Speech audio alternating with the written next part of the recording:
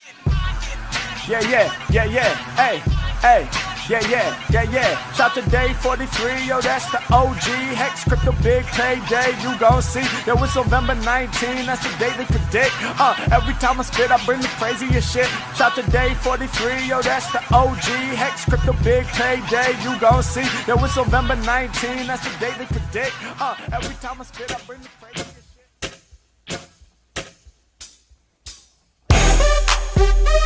Yeah.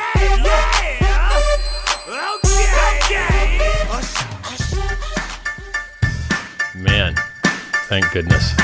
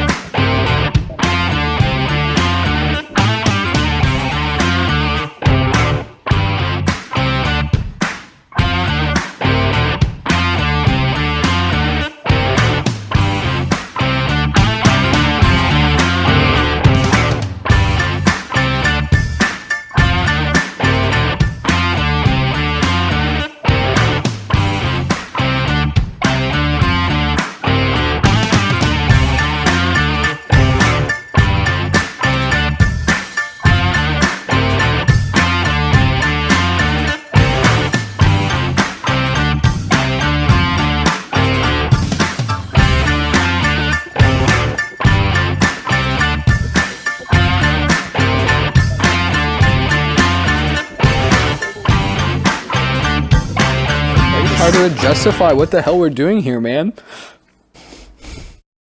He's phony, she's fake. That's the type of people I hate.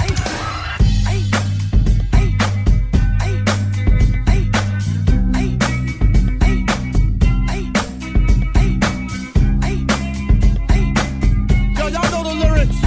Come on, sing with me. Shimmy, shimmy, y'all, shimmy, yam, shimmy, yeah. The mic so I can take it away. Off on the natural charge, bon voyage. Yeah, from the home of the dog. Man, it's unwrecked. Thank goodness.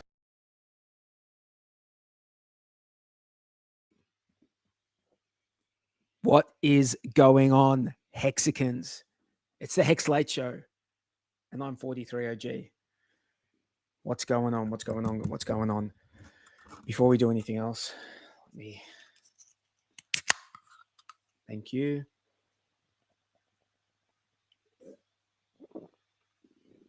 Oh, yeah. Okay. What's going on, guys? What's going on? Pulse is so close. So close. I was listening to one of the Twitter spaces, and I think it was Tangent, actually, who was saying this. He was saying... something along the lines of it feels like we're getting like it's like edging or something along those lines where we're being brought like almost to climax, and then it comes back, it gets brought back a bit, and then almost to climax, and that's what I think's going on. I think we're on the 13th or the 14th pulse right now. That's where I think we're at. Accurate. Andrew, what's going on? I did say that in a Twitter space. I did use that term to describe what is going on with PulseChain, and I agree with you, man, that we are so close. It has become a meme. It has become a cliche, but there's stuff going on now that is very the GitLab, the domains, like all the shit. I'm so pumped, man. I think this week. When you get to the 14th pulse, actually,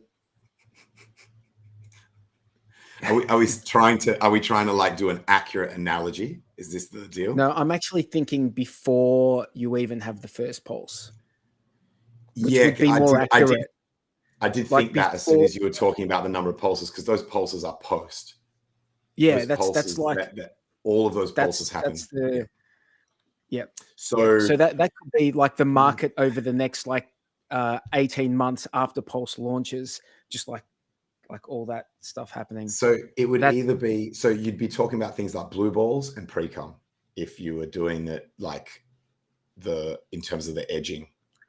No. I'm actually thinking more right to the point where it's like, you know, when you don't know. Yeah, I guess you know balls that is a point delayed where effect. you're just like, I don't know. All right, so and when you're married, all right, this is the deal.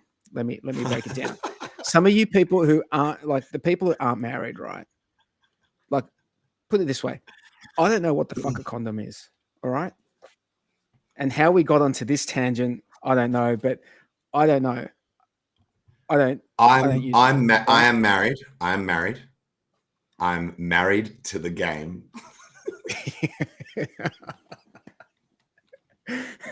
So my point is that you get right to that edge, right? And then that you don't know if you can control it or not. And then there's a trick, and I'm going to let all the dads know, all the married men know, because they're in the, when you're like, obviously I'm at the point where I don't need any more children, right? I don't need any more children. So for me, it's a game of ninja.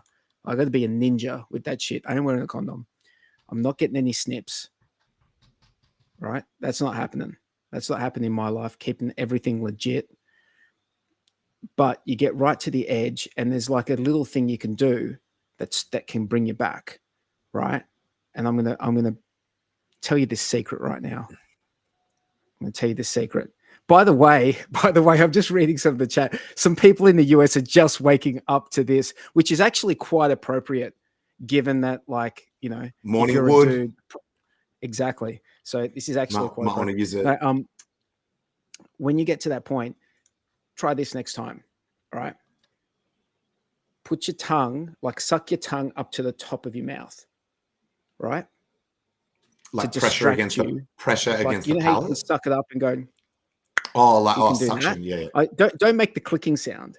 That might, you know, your partner might be like, what the fuck are you doing right now? No. So you suck it up to the top of your, and that sort of, that can distract you from, like, and it can bring you back a couple of steps. All right. So that's a little bit of advice from 43 cents over here. You're a regular Richard Hart, bro, with the with the tips. Can I just warn everyone, especially for the younger audience, is that you can actually get someone pregnant with pre-cum if you have actually came within about 24 hours previously. The swimmers can be sitting in the pipes and they can get dragged out with the pre-cum. So technically, dude, not even pre-cum. Just mate, you could have beat off. Just motion. You could have beat off earlier in the day. And correct. And then, you know, gone for it, and not even got to the point of pre-cum, and just put it in for like a couple of minutes, and then you hear the kids running down the hallway. So you're like, I got to stop this shit. You know, evacuate. I think as long as you didn't come, because pre-cum doesn't actually have sperm in it, but it can drag out sperm from a previous ejaculation.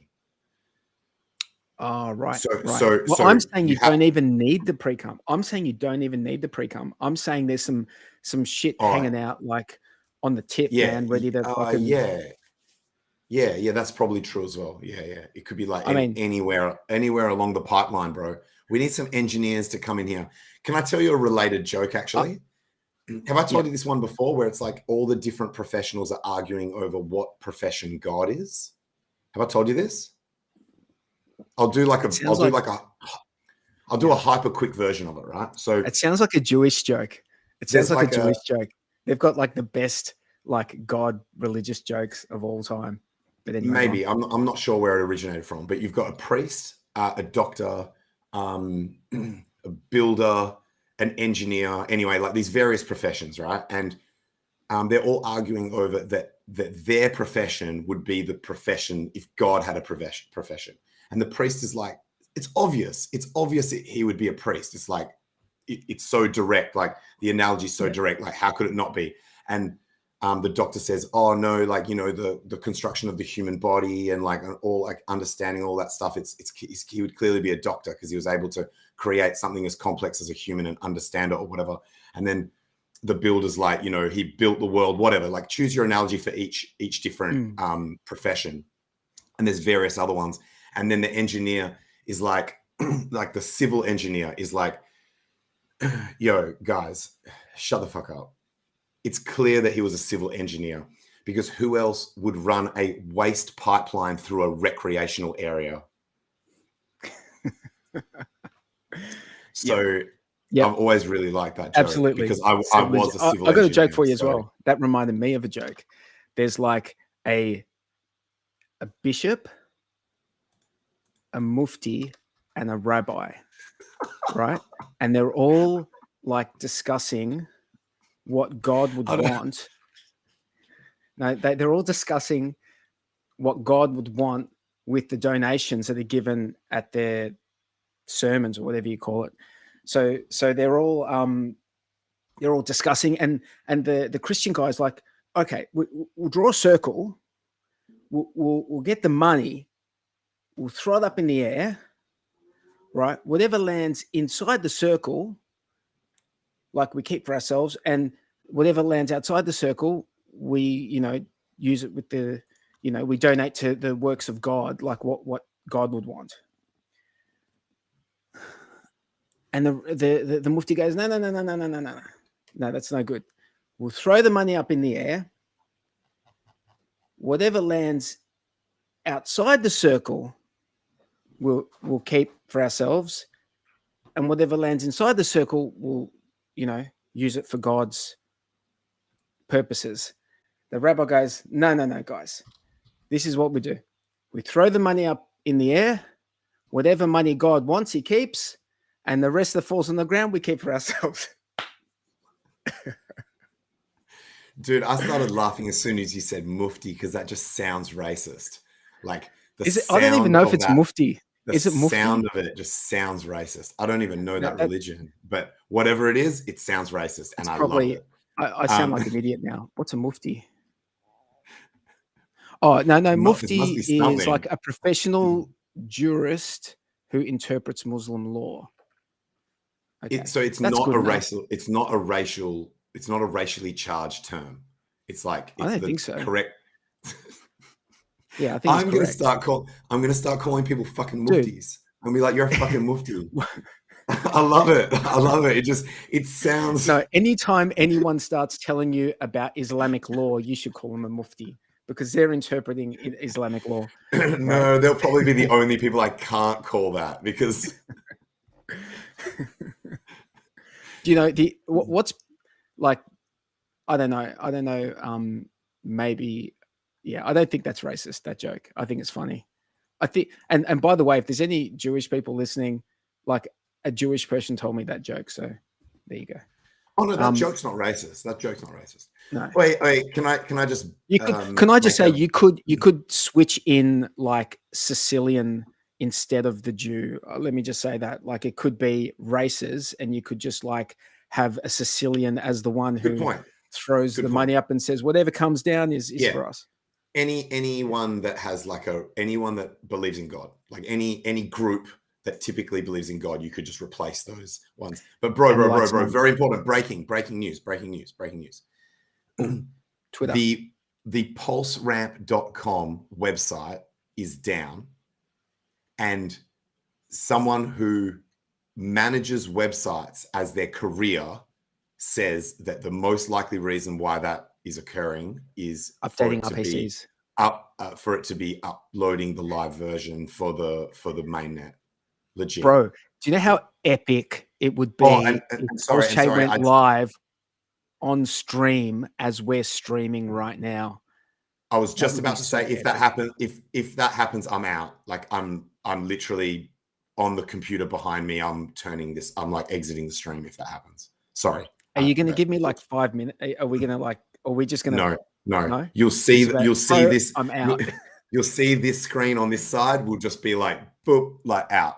By the way, I was deliberately not doxing who it was, but he said it's okay for me to say who it is. it was trade mode James, like at trade mode James, which is James. His handle's James on Chain. Sorry, not handle. His Twitter name is James on Chain. Yep. So yeah, I've man. got Like breaking looks news, like it could literally happen while we're on stream, and if it does happen, I'm out. Sorry, guys, but there's shit that I need to get done. What? Okay. What if Richard Hart starts streaming while we're on stream? Bro, that's a fucking good question. Do you know what? I would probably still exit this stream, go on my computer behind me, and have him playing on my phone while I'm starting to do shit in case he says something that impacts what I'm doing.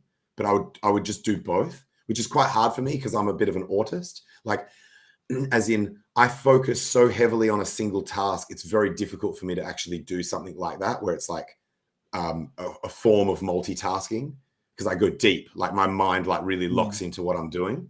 But I would try to have him running and then just re-listen to the stream later. There are some things that have like there's layers of complexity in what you're doing that you just can't be listening to someone talking. It's I'd be probably pausing at times. Yeah.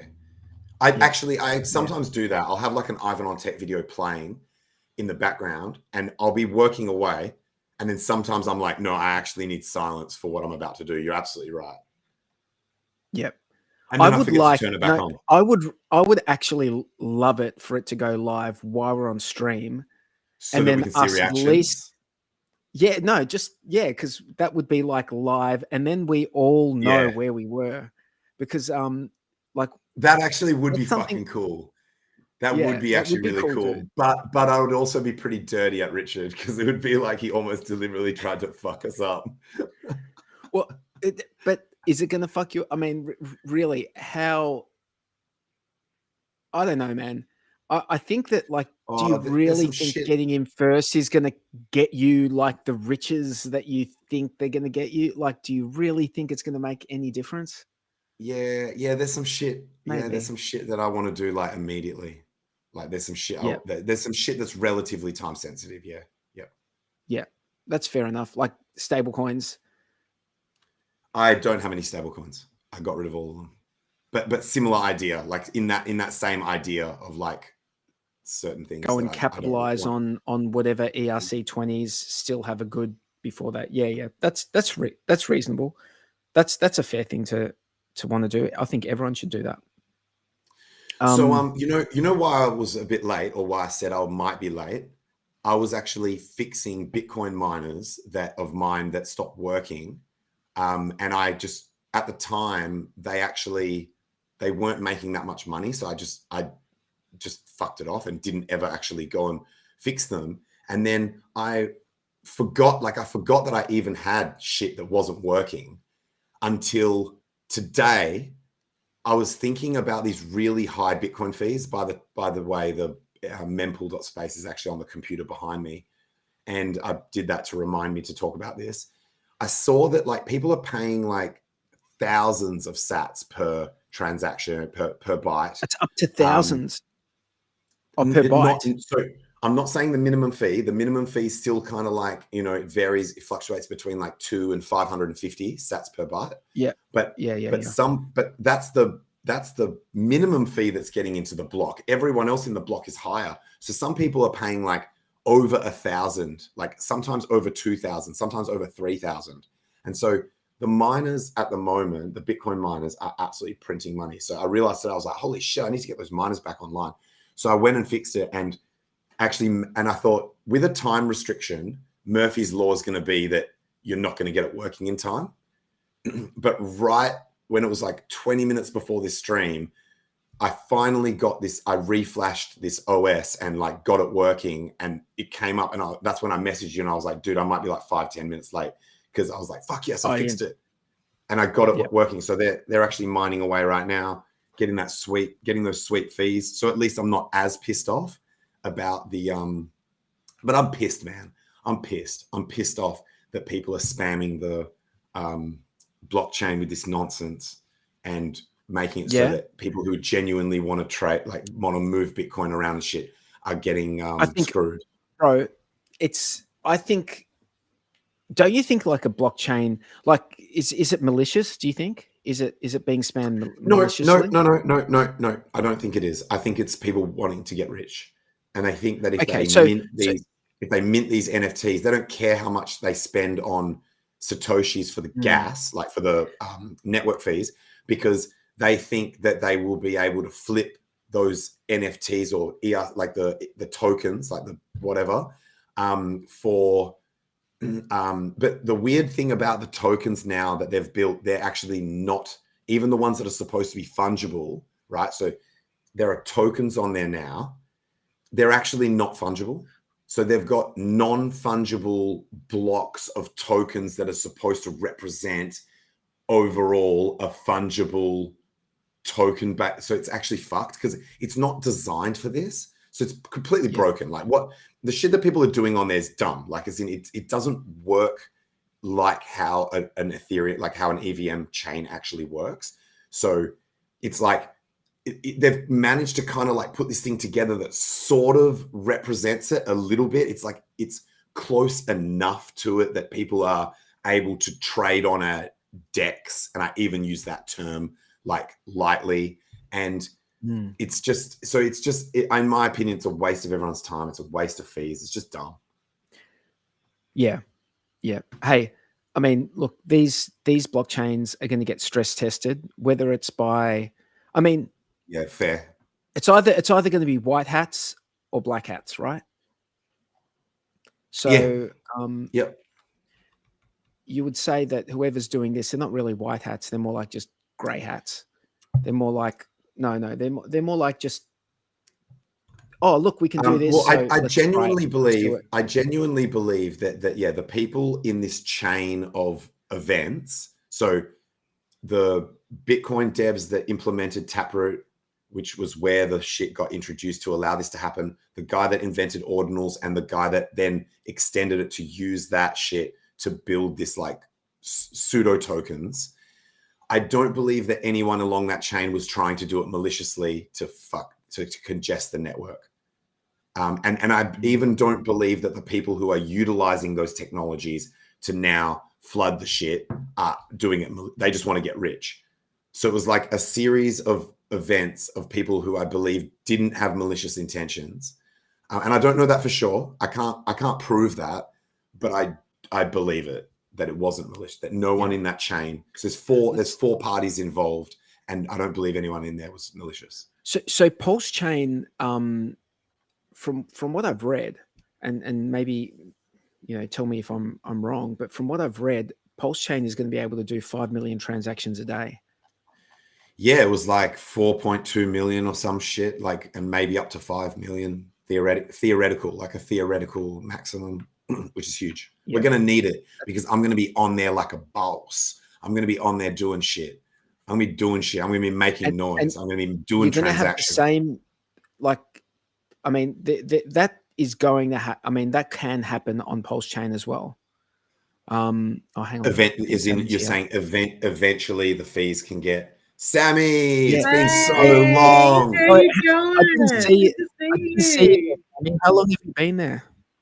Oh, wow, but I was getting shit organized and I was listening to what you're talking about. And, I was listening to you having a conversation about dick, balls, pre-cum, pregnancy, PulseChain, Bitcoin.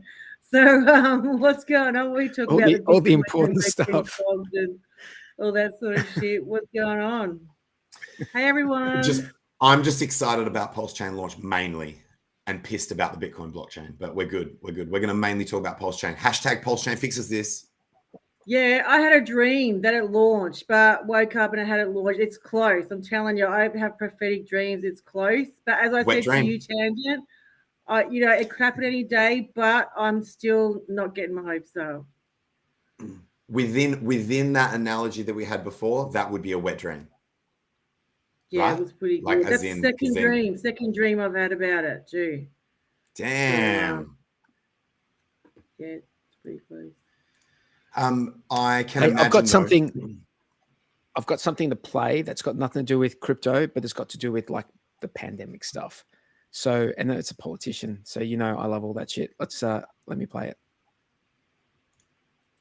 We went far too far during the COVID pandemic. Yeah. No?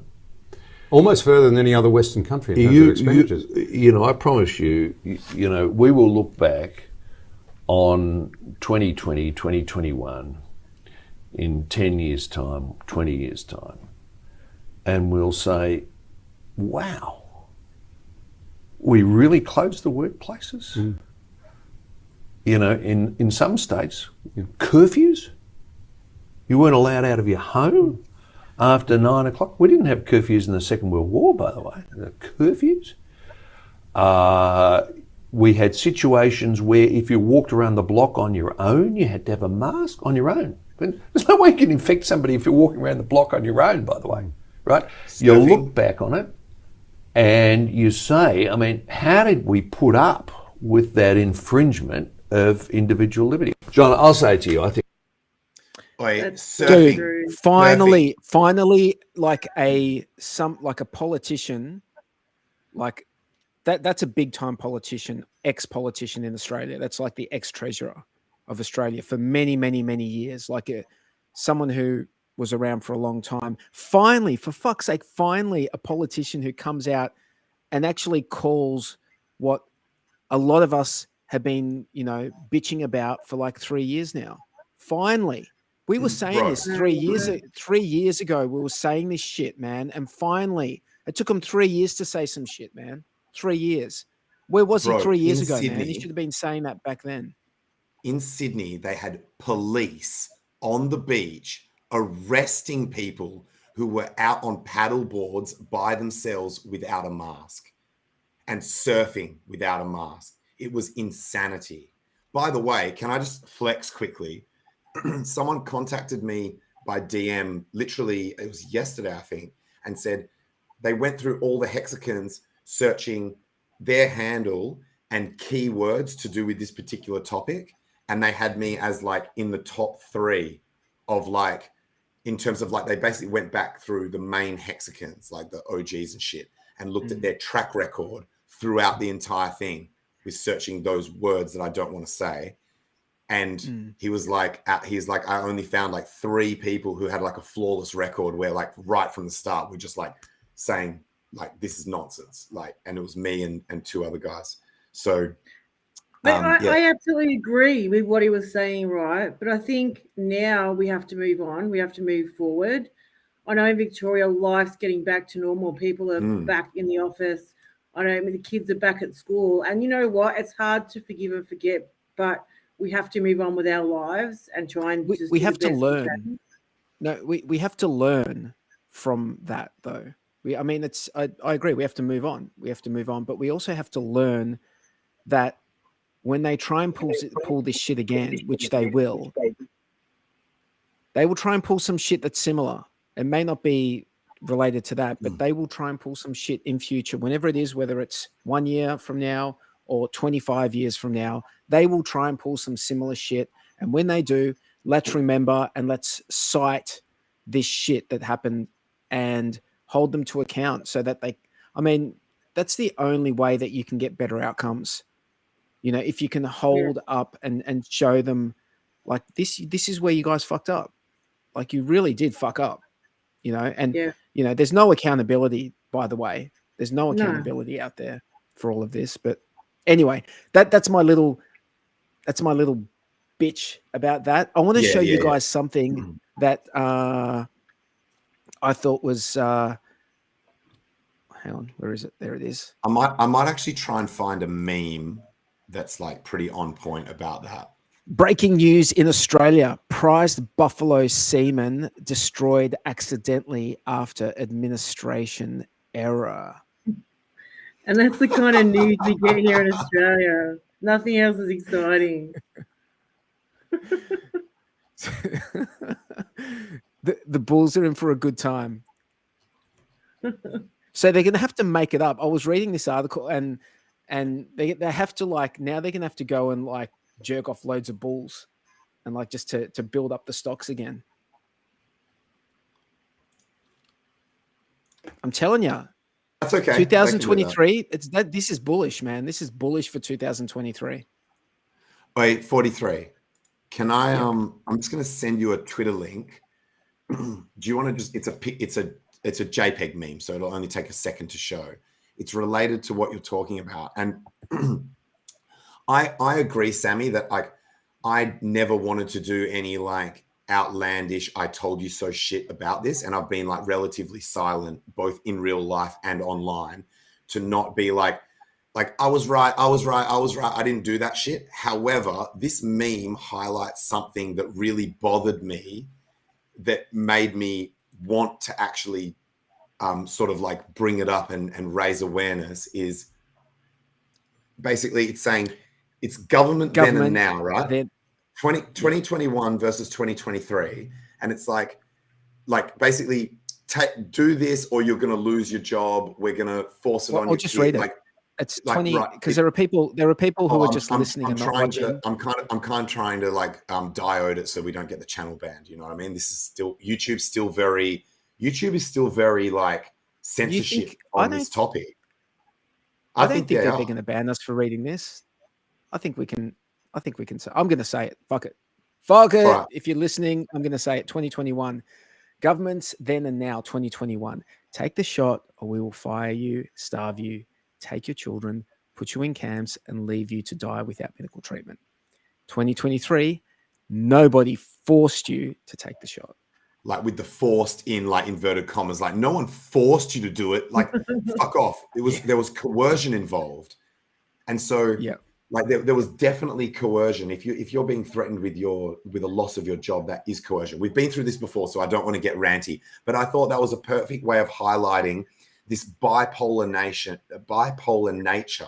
of how they were acting then and how they're acting now. And I love the fact they're using Gollum from Lord of the Rings, how he goes through those bipolar episodes where he's like a fucking psycho. And then the next minute he's like all like friendly and he's like, oh, like, you know, can we be friends sort of shit? And it's just like, well, no, like you said, if they're not going to actually take accountability for it, like if they took accountability for it, then I wouldn't go hard. But the fact that they're trying to like be like, oh no, what we did was fine. We didn't do anything wrong. It's like, no, dude, you actually did heaps of shit that was fucking wrong. So yeah. Yeah, anyway. they did. There's a list of shit that we go on all day about, but I mean, you just have to take a look at our economy. Look at America's economy. Look at the banks, look at everything. We stopped production for over a year. The whole world's gone into financial chaos, and that shut the world down. Yep. Crazy. Yeah. Well, I thought running my business when they were closing everything down and they were closing all retail. Like I couldn't distribute to retailers and stuff because they were all closed. And when they were doing that, I'm like, this is absurd. This is absurd. Yeah, it's not like there was a lot of fear. But anyway, let's talk PulseChain. Let's talk PulseChain, because if PulseChain launches while this stream is on, then the stream ends for me. So let's get into it. Sammy actually disagrees. Sammy, do you want to pitch your, like, you know how like Sammy doesn't think it's necessarily going to launch soon. And I actually created a tweet where I said, I want you to give me your best reasoning as to why you think it won't launch like imminently. And there were some pretty good responses to that tweet. Okay, tangent. So yeah, I saw that tweet, and my first what I want to say is, look, I hope it launches now. I'm ready. I've been ready for months. I've got my game plan. Everything's on. However, we've been waiting 2 years, and I'm just one of the people that wants it like everyone else. And I'm in groups that are saying, this stuff's all finished. We are like so close, so close. Everyone's saying the same thing. But for me, I'm like, well, it's been 2 years. I still would say, I'm expecting June, July. I know the game you're playing, Sammy. Bad. I know I know the game you're playing. It's this thing that we all do, that when we want something really, really badly, we're like, we don't want to let ourselves get attached to the idea of it. Like, we don't want to tell ourselves, oh, it's going to happen in a couple of days or a week, because then we'll be disappointed when we have that belief. So we tell ourselves, oh, look, it's going to happen in a couple of months. And you might be right. Yeah. It might happen in a couple of months. It might. That's It might. exactly But I it. really Fully think agree. I just the tweets that I've been seeing from like that dev and also Richard have been pushing me to think this thing is about to, like, I think the fork is going to happen soon. So if you haven't got what you want, if you want to get a copy of some ERC20s or something, now's the time to do it. Now's the time to go and get those ERC20s for the fork. Because I don't think, like, it can't be any clearer than this. Oh, you're muted, dude. It can't be any clearer than this, that it's like, it's on the way, whether it's 2 hours, 2 days, or 2 months. It's very imminent. Absolutely imminent. It's close.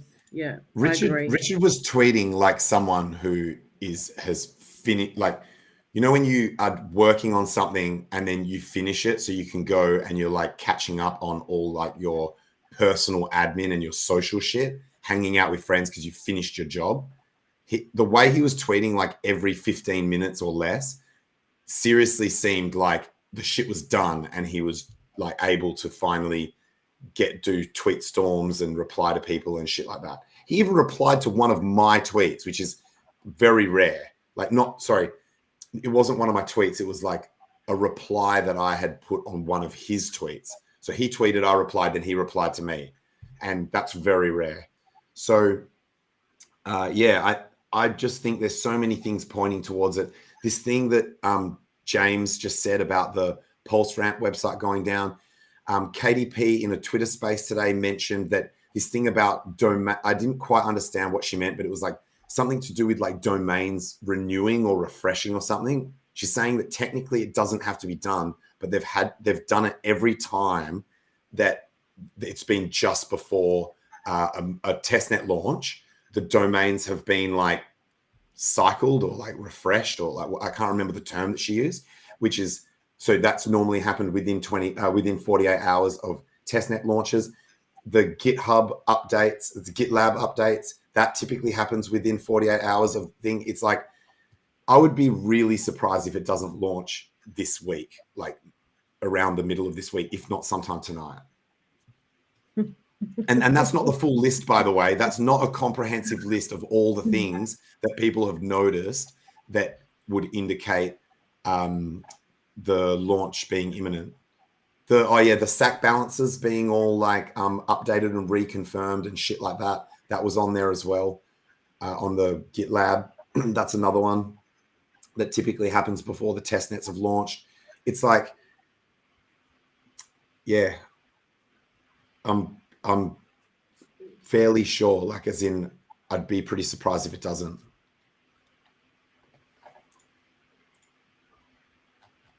Do you reckon, given that there's no bridge at the start, as far as we know, what do you guys, if you wanted to get your hands on Pulse, if you're watching this, right, and you use Ethereum, you know what you're doing, you can get around the Ethereum blockchain, and Pulse is coming out, you want to get you some hands on some Pulse.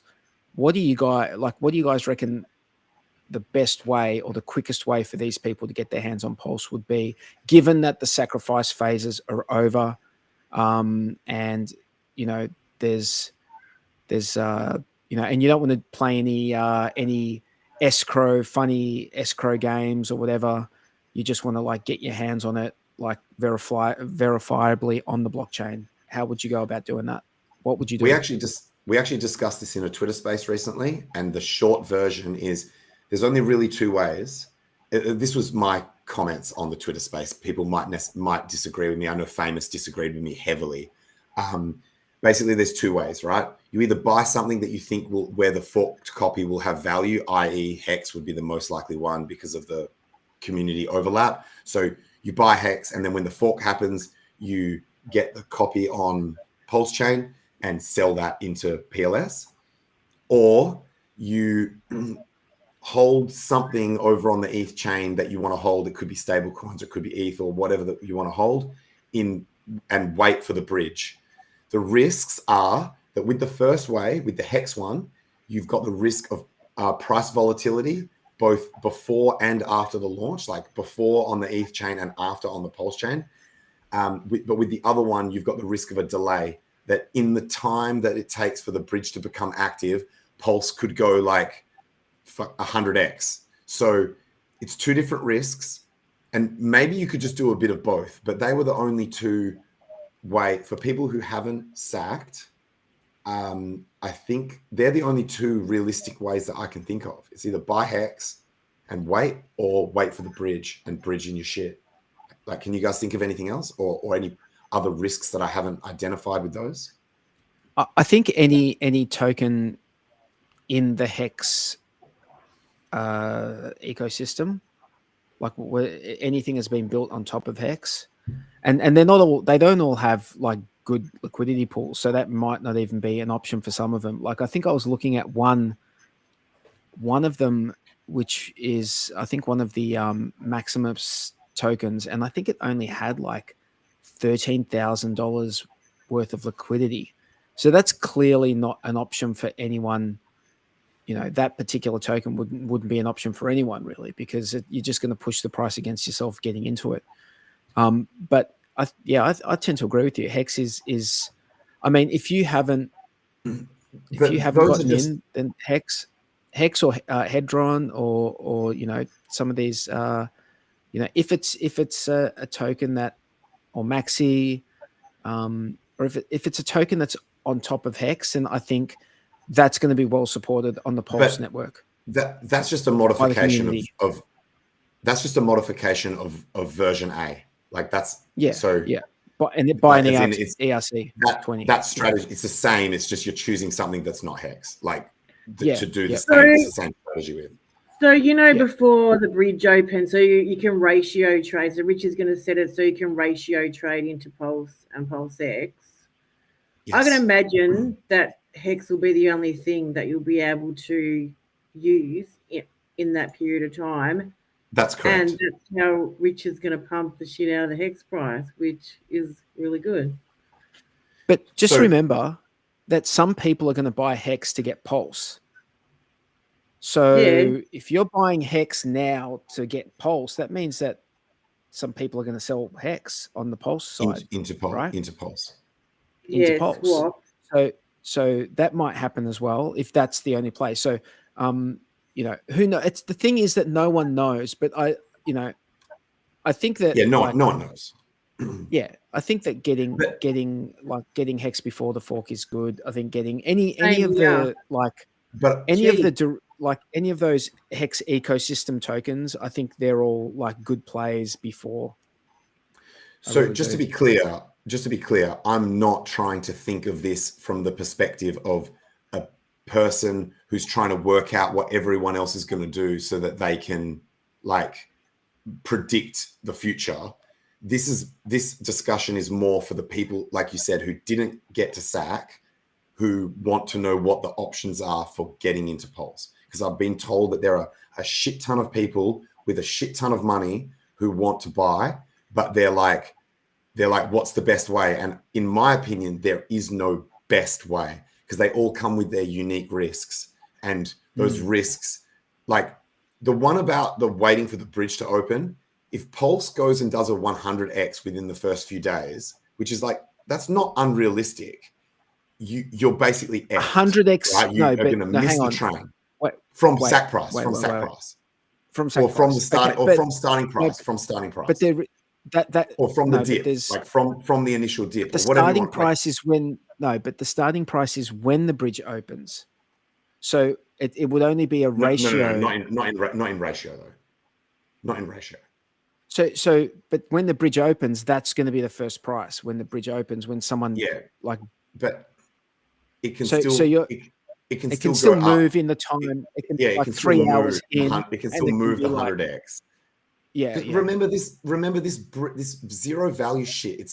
It's all fake. Like it's like, as in, it's only technically zero. It's never zero. It's never zero relative to other shit. It's only technically zero for like Because tax. zero, when we talk zero tangent and it launches, obviously after the ratio trading, the AMM bot goes in, fixes all the prices.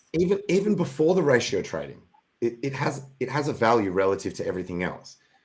Yeah. So it's not like there's never a time where anything on PulseChain is actually going to be able to be attained for zero in anything else. That will never exist. You will never be able to buy anything there for zero of anything else. Is that because of the Satoshi tangent? No, it's because the only way to acquire things over there is to swap it for something else. There is no this ratio trading, mate. Ratio zero trading. value start. This zero value start is only because there's no path that gets you back to a dollar to dollars to in terms of zero currency. value in terms of dollars. Zero value in terms of dollars. It's zero value. It's actually technically no link to fiat currencies for you to be able to actually calculate it. So it's not actually zero. It's just uncalculatable. Notice the subtle difference. It's just an uncalculatable value. Okay. Does that make sense? Because there's no path back to any fiat currency. Can I just say it's such an irrelevant thing? Like it's not even relevant. No, that it's relevant. It's not relevant whether it's very relevant. It's extremely relevant for tax zero. purposes. Yeah, for tax it's zero. It's all worth zero for tax purposes, right? All worth zero. Yes, in fiat currencies. I would say technically it would be more accurate to say it is uncalculatable. Yeah, either or either. You don't know what it's worth. You don't know what it's worth in just going to fiat currency. confuse the fuck out of your accountant. No, you just start talking like that to your accountant needs you to fucking be clearly say it is this shit here. They're going to look at you with a blank face and go, bro. Yeah. Look, yes. If you're talking to your accountant, you say that when it was airdropped, it had no value. It had no calculatable value. It had zero. You could say it had zero value or whatever, like however you want to do it. But so that you don't get ink. So otherwise airdrops that get airdropped to you that have a dollar value, it counts as income in most tax jurisdictions. Okay. No. I get what you're saying, because if it actually had no value, then people would be like, well, people would be able to, I don't give a shit. I don't give a shit about this bag that's in this address. I don't give a fuck about it, right? At all. Yeah. But everyone does. Everyone totally does. The testnet tokens are like zero value. All that's going to do, right? That anticipation of it, like I believe it has value. That is going to make it have value when there is a connection to, like, fiat. Or whether it's Ethereum blockchain or there's an on ramp or whatever. So in social consensus, do we know? Hang on, I've got a question. Do we actually know for a fact that the bridge is the first connection, or is there going to be some like exchange? It could be a centralized exchange. It could be either. Can you imagine if there was the only way to get in to Pulse was like a big centralized exchange? That was before the ramp. That's a good point. Can you imagine that? That's a third. That's what Benny G was saying in the comments. But you can't prepare for that because you don't know which exchange it's going to be.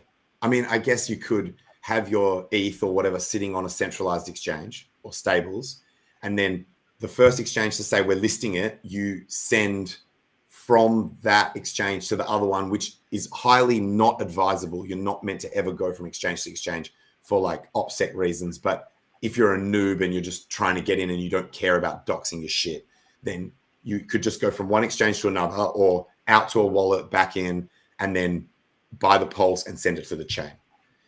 That's a good point. But that's similar risk to the ramp is that the delay between the start of the chain or public access to the chain and that existing, whether it's a ramp, or whether it's a bridge or a centralized exchange, that time delay is the risk that you're going to miss gains. Same risk.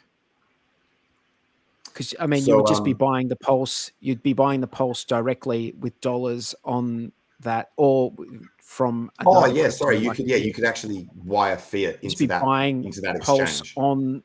on their exchange, and they'd have like a price on the exchange. Keeping in mind though that depending on what exchange it is, if it does KYC, it could be like another 2 days before they even activate your account. So, like, I think, man, like, although I imagine the first exchange to list Pulse is probably not going to be a KYC type exchange, if I had to guess. But yeah. Yep. What was that one that was out? Like they had HEX not too long ago. Was it what was it, MEXC or Maxi or I MEXC? think you're right. I think it Remember was. that one? I think it was. Yep. They probably do they still have reasonably large exchange? Yeah. So I mean, couldn't they? And That's also not a bad point. They weren't even They weren't KYC. They weren't Do you know what? KYC that exchange. That's not a bad point. That what you could do is you could go and look at the exchanges that list HEX, and you know that if an exchange lists HEX, then are going to be unlikely to gatekeep Pulse, because HEX is the one we expect to be more gatekept, right? So that could be a list of exchanges that you could go and make accounts at. You could pick several or all of them, make accounts on those exchanges, and expect that one of them is probably going to list Pulse. MEXC, MEXC. From what I remember, someone telling me, I think it was Jexer actually, he was saying that it's a non-KYC exchange. I don't know if that's still the same. Yep. I heard someone say that. I don't know if it's still the case, because remember, sometimes they flip it. But you're right. It's actually does the most volume for HEX of any non-DEX, like as in. And this is a good point by Johnny Chaos. The problem with centralized exchanges is they take a large cut of the coins when you go to move them off. Yeah, I still think that like using the bridge is probably the least friction way of getting into Pulse if you haven't already got some ERC20s that are on that side. But you know, I guess we're just exploring all the different options out there, all the different things that, you know, ways that you could get in. Sorry, you could find someone. Sorry, go on, man. I need to correct something that I just said. I need to correct something that I just said. I had them ranked by the wrong metric, and it's actually not MEXC. It's BKEX that has the highest volume of all the centralized exchanges for HEX. All right. Cool. But keep in mind, a lot of these volumes are bullshit wash trading shit. So yeah, could be wash trading. Yeah, you just can't trust any data coming out of a centralized exchange. You just can't trust it. The only thing you can trust is the on-chain, like ins and outs of withdrawals and deposits of HEX from that exchange address. So anyway, Sammy, since we rarely have had you on streams because of your internet connections in the past and stuff like that, is there anything that you want to make up for lost time in terms of things you want to announce or things you want to discuss? No, I'm just like you guys. Are you guys waking up every morning checking Richard's Twitter?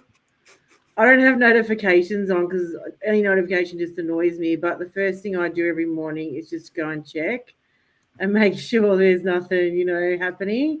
But now just been, you know, doing ladies discourse, which has been a lot of fun. We've had a lot of new ladies come into HEX. Just been chilling with them a bit. And we had a Melbourne meetup a few months ago now, which was a little bit of fun. Had a few drinks, went out for dinner, and of course we saw Drunk Looney there. And also, we're thinking about having a big, as I said in the chat, big PulseChain party. It's about 3 months approximately after launch in Sydney. At the moment, we've got a few people, Dub and a few others in Sydney. We're all going to get together to create it. Everyone from Australia is invited, and we're also going to put it out to everyone else overseas in the US and Europe.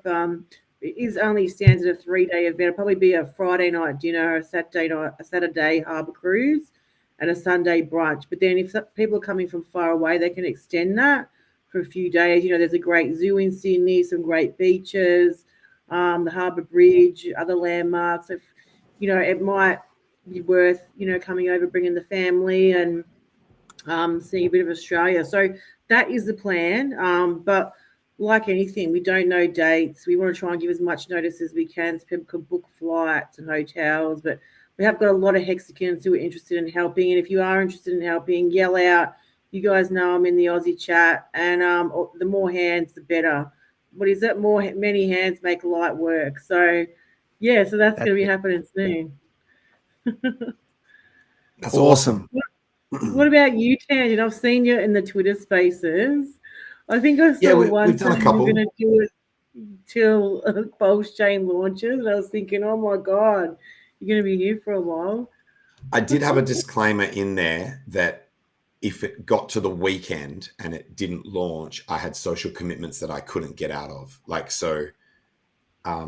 It was only ever going to be from Tuesday to Friday, anything anyway. And then I think the space, I was having a nap and the space rugged.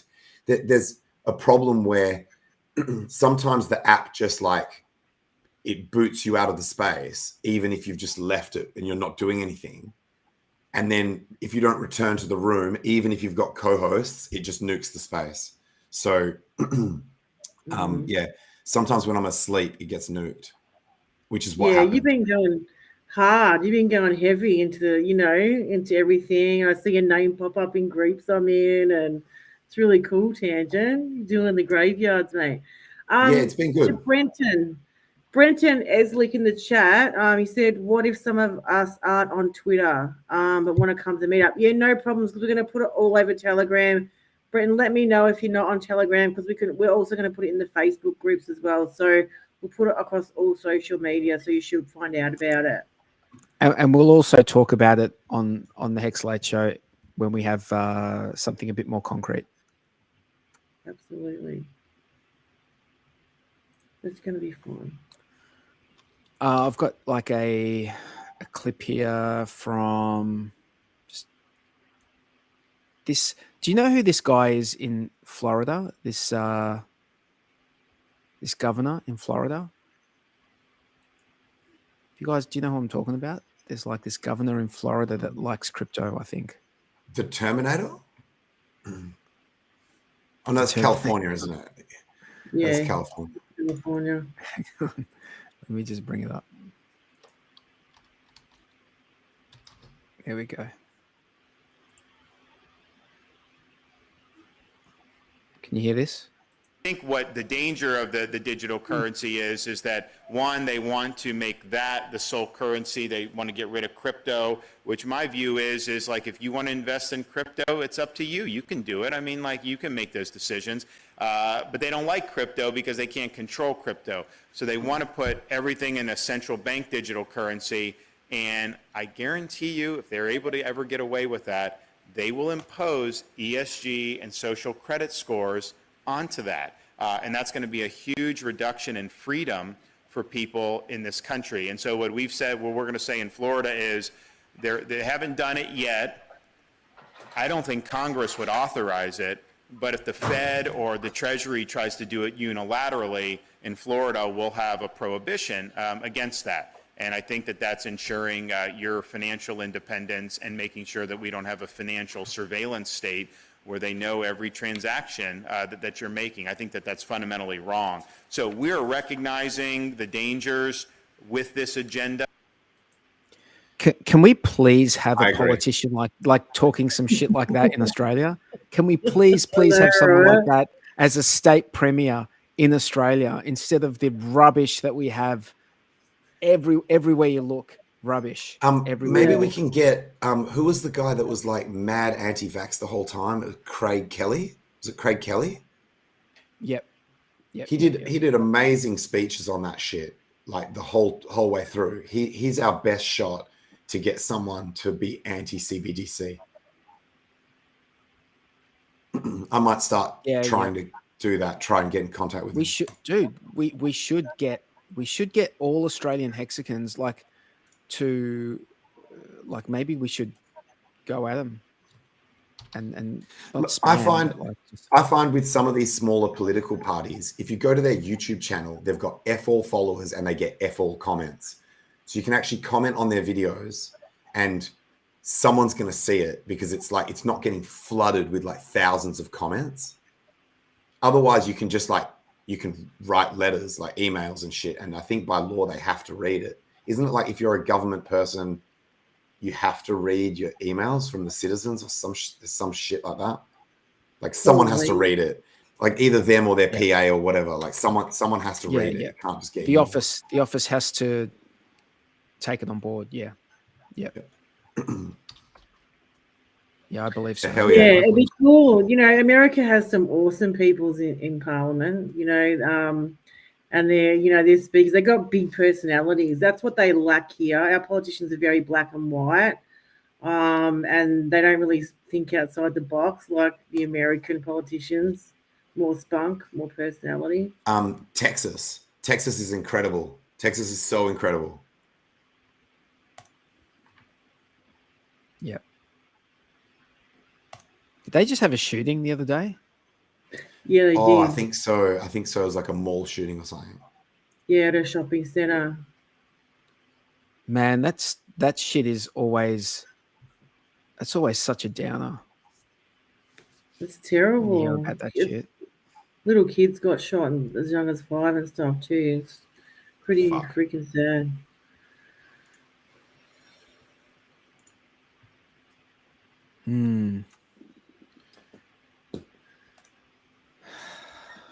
Anyway, let's have a look at the HEX price, guys. Tangent, tell me some good news. Tell me we're freaking going into a bull market. Oh, we were in an uptrend. I'm not sure if it held. Let's go and have a look.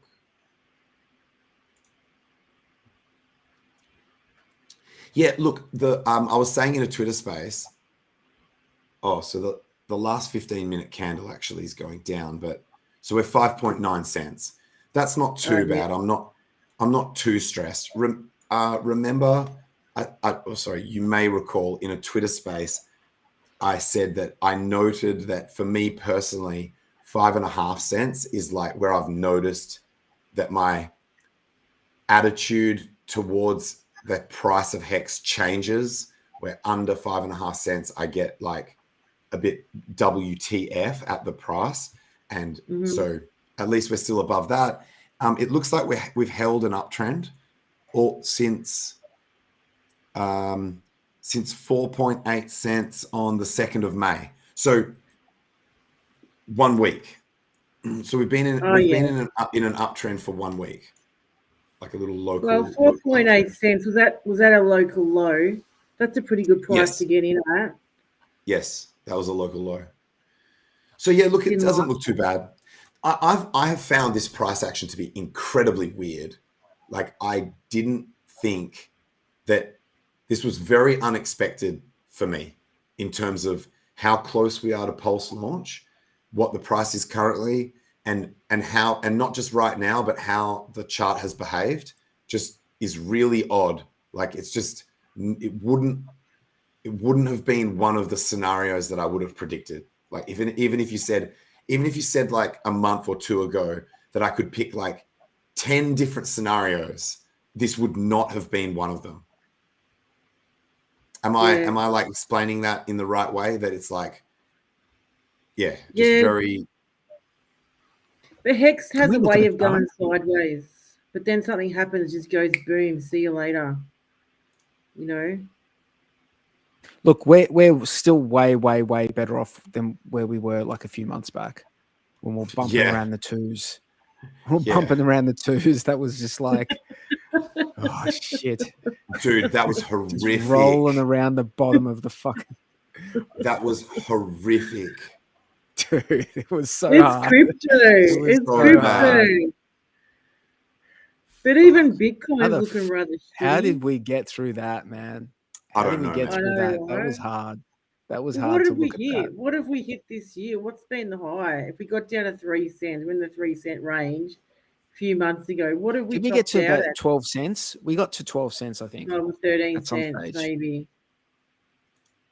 Yeah. But even that's a Bitcoin, massive like, pump because we were as low as 1.7 all the way to 12 and a half. Like, you know, did we? I didn't know we went that low. But I'm was it surprised. was I'm surprised at the one and a half market. last year? Could have been. Could have been. But yeah, even Bitcoin, I thought Bitcoin would have been rallying more, going up to that 30, 35 range by now, but it's sort of stuck on that 30 range, just going back down, hitting 27, coming back up, big sell-off. Well, I think Bitcoin got slayed by this issue with the fees. Like, as in, because some people think that this is going to like kill Bitcoin, or that it's broken, or that it's unusable, and that it's only going to get worse as we go into the bull market. So people are selling because of that reason. What, can you just explain to me, like, Tangent, I want to know, doesn't the Lightning Network help this shit at all? Like, I mean, only if people are using it. So like, so each user chooses whether they broadcast their transactions onto the main chain and compete in that fee market, or use the Lightning Network. And actually, thanks for reminding me, that is one positive out of the things that have come out of this that have been positive. Is one of them is that it's going to force Binance to use the Lightning Network. They're actually implementing the Lightning Network right now for withdrawals, because otherwise their business model is going to be broken.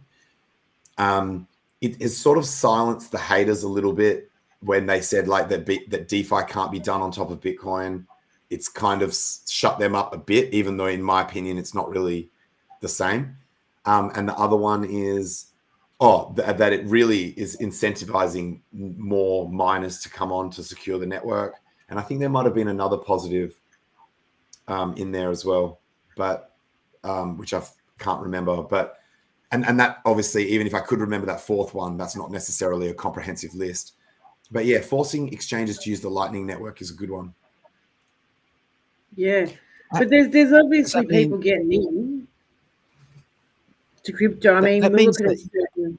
Sorry, go. No, you go, Sammy. I keep cutting you off. It's no.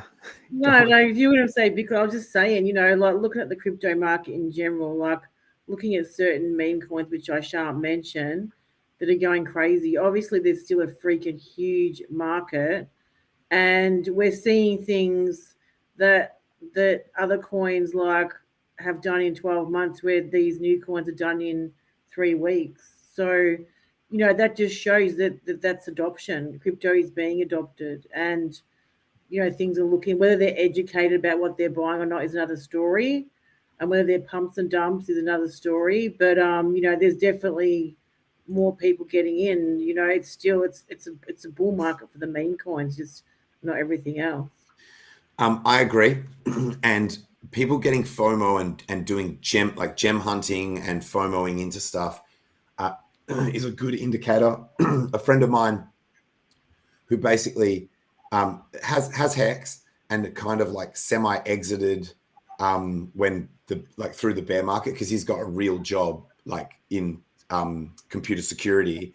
So when crypto's shit, he just focuses on his real shit. And he contacted me to ask if I could. He was like, I'm at work and I can't get to my shit. Can you buy me a certain amount of this particular meme coin? And I was like, I kind of can't, because I'm all in on HEX, and I believe that this fork could happen at any moment, and I don't want to be holding this shitty meme coin that you want.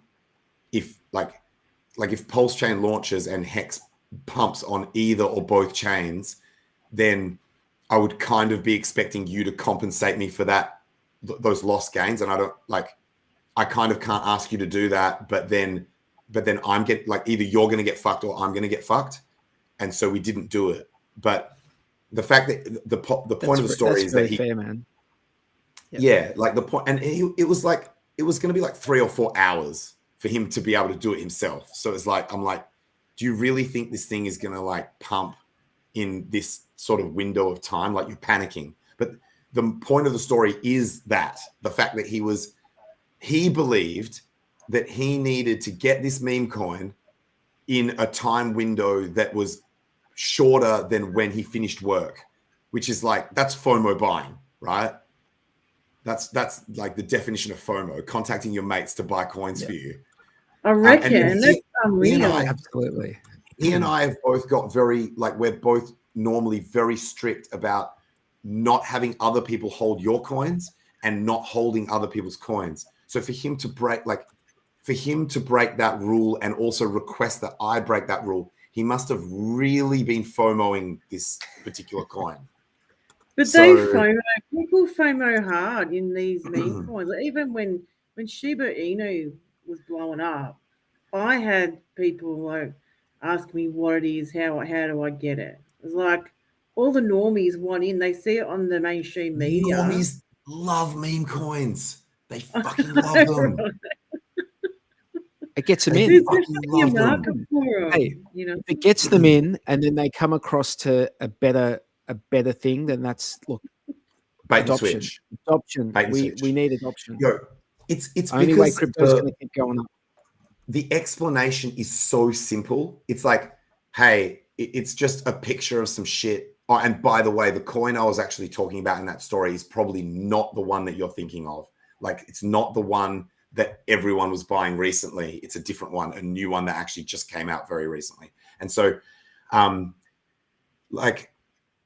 so the pitch to a normie, if you have to explain crypto, even something as simple as Bitcoin, you think Bitcoin's simple, right? We think of it as being very rudimentary. However, like, explaining how to buy it and what it's about, like, financial freedom and all that shit, like, it's already, normies are already zoning out. Their eyes are glazing the fuck over as soon as you mention anything that is about, like, freedom or like the way that banks operate and how you're getting, like, governments, banks, they're like, oh shit, is this a conspiracy theory? Like, they zone out.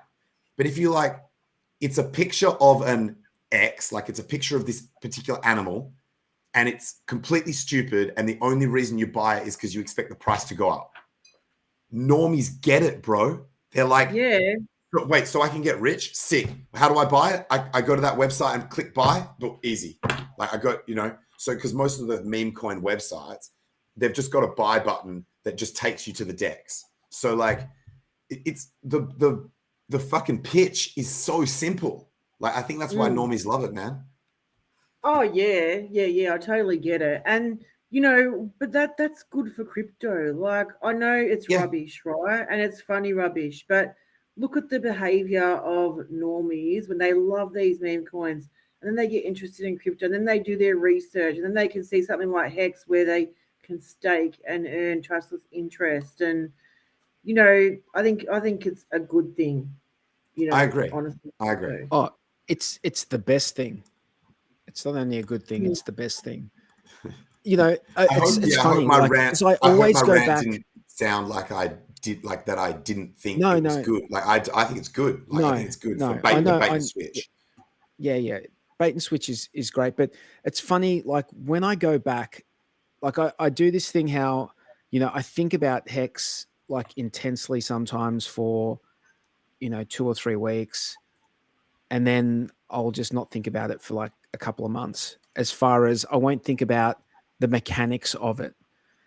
And then when I come back to it, and I've done this like maybe over the course of the last 3 to 4 years, I've done it maybe between 5 and 10 times. Like, I've gone, I've relearned, I've thought about stuff and rediscovered just in my mind what HEX is about, like, a number of times over the course of the last 3 or 4 years.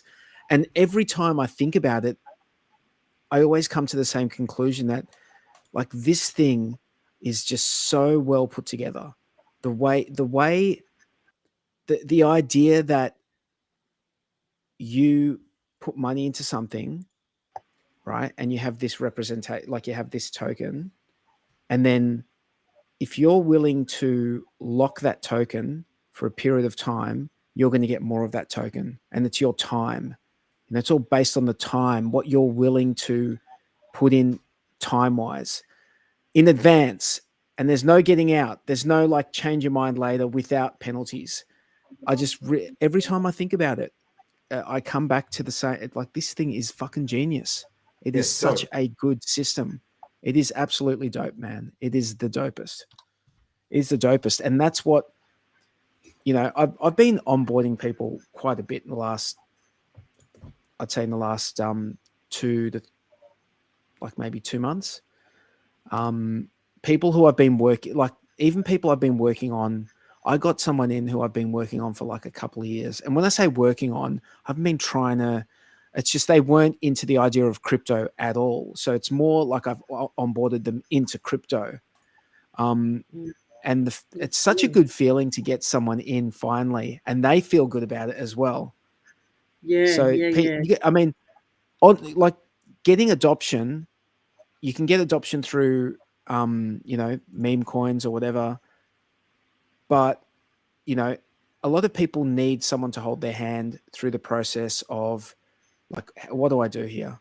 Absolutely. For a lot of people, it just seems too hard. Like, you know, it get them is. to buy a hardware wallet. Yeah, that's what I experience with my friends. I'm like, get in, I'll get you in, I'll get you in. They're like, oh, can you just do it for me and watch it? I'm like, no, bro, I'm not like a babysitter. But you know what else helps meme coins, helps crypto in general? Elon Musk.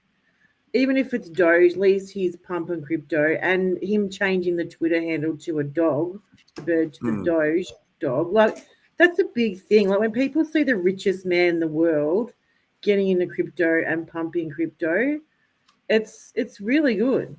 It attracts people. Sammy, I'll give you another reason to not do crypto for other people if they're like, oh, can you just do it? Accounting nightmare.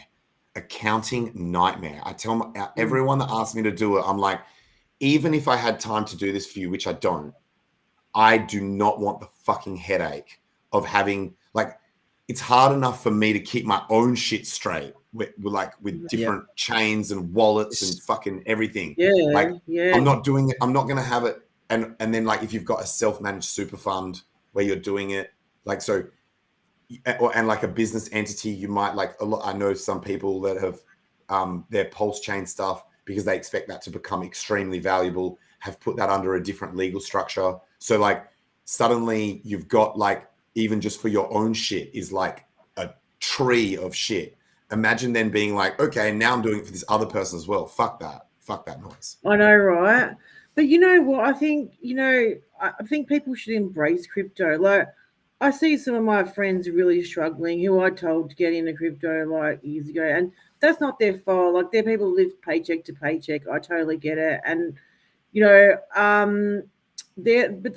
it's not even that. It's the fact that they won't use their spare time to research and learn. And if they can see you're in a better position, that should be incentive enough for them to want to do it.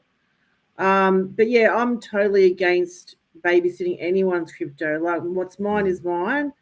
Okay, I admit to making a wallet, I agree with all this stuff, man. For a friend, and keeping a copy of her seed, because if she loses it, she loses her crypto. But that's the only thing. Like, that's only because we're like this. Like, I wouldn't do it for everybody. But yeah, as far as that goes, it's finance. They should be looking after their own. And like, I've also told, or a really close friend, it's fine. Like, I've also told every single person I've ever onboarded myself that if they ever need a hand with anything to do with, like, crypto, I'm a phone call away. And I've just said, like, that's an open thing. If it's something I can help you with, I will absolutely help you with it. And that, I guess, that gives people some level of reassurance as well, that when they thumbs up, motherfucker. 2 thumbs up. Oh, before I forget, I'm wearing a special t-shirt. This says the people, the banks, and like the people. How the fuck? The people, the banks. Did you make that, Tangent? No. It looks like it's hand drawn. It's not. It's actually the t-shirt design. My kid definitely does. It definitely does look like it's sort of like being spray painted on or like written on, but no. It's not. It's not a Tangent original. But did the person who made that t-shirt spray paint it on? No. This is not a DIY. Like, it was an actual t-shirt. Like, I bet if you were to Google search t-shirt, the people, the banks, you'd probably find it and be able to buy it. Like this is just a t-shirt that you buy off the shelf. I'm going to check right now. Hey, It does look Resolute like at it's been. It does look like a DIY job. It does. I think that's the point, right? Yeah, it it's does. meant to I look. could It's do- meant. I could It's do a meant to better look like job. you graffitied it onto your own shit and it's like a grassroots kind of like like how you would spray paint an anarchy symbol onto a wall or some shit. Resolute at Oh yeah, we're Coast all has going to written, make it. "We Yeah, wag me, make it. wag me, wag me, wag me. We are going to make it really easy to onboard your friends into Hex." I want to hear about it. Awesome, dude. Awesome. That's awesome, man. Whoops. I skim read it and I thought it was like a wag me. It was like a wag me comment. We're all getting girlfriends, by the way. Oh, it was really funny on Twitter. I said we're all going to make it. We're all getting girlfriends as a joke, and someone replied, I really hope my wife gets a girlfriend.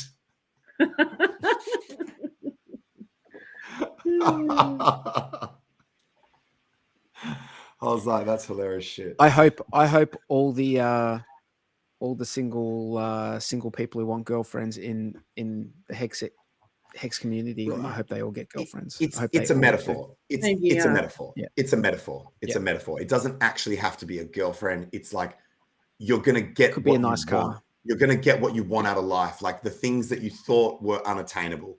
And for anons, it's getting girlfriends. Like so.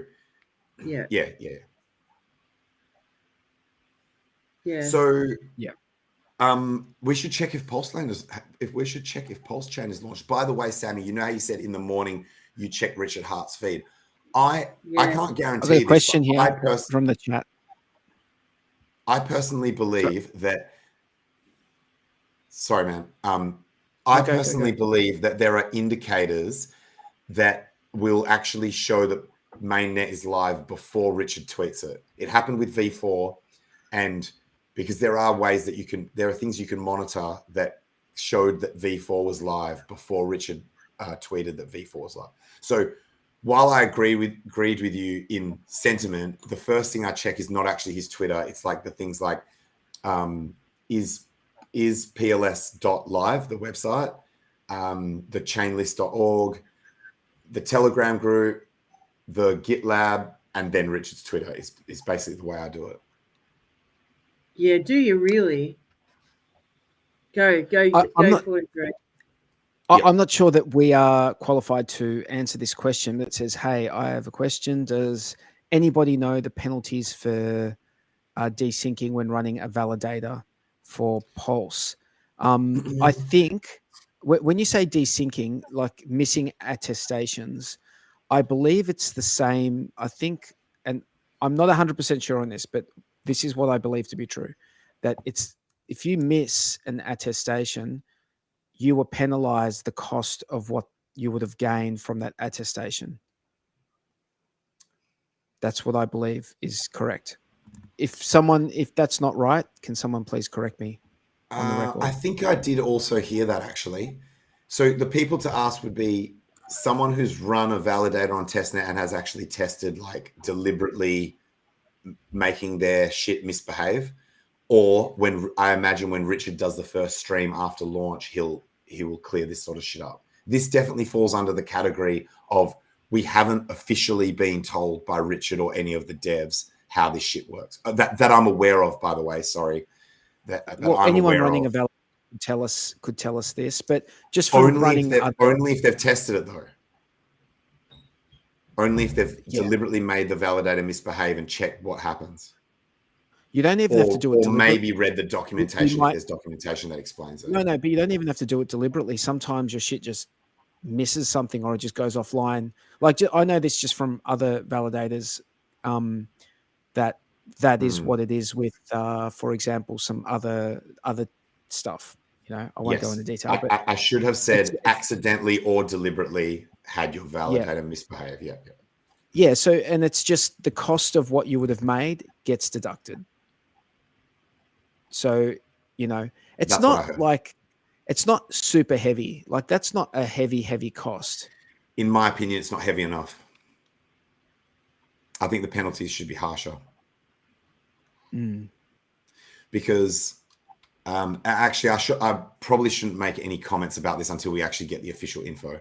But in my opinion, if the penalty is only loss of profits and the penalties don't go into your actual capital, then you're not actually disincentivizing people to try and game the system, and try to attack the network, because it's not loss of hang on a second. But we need to just clarify what you mean by that.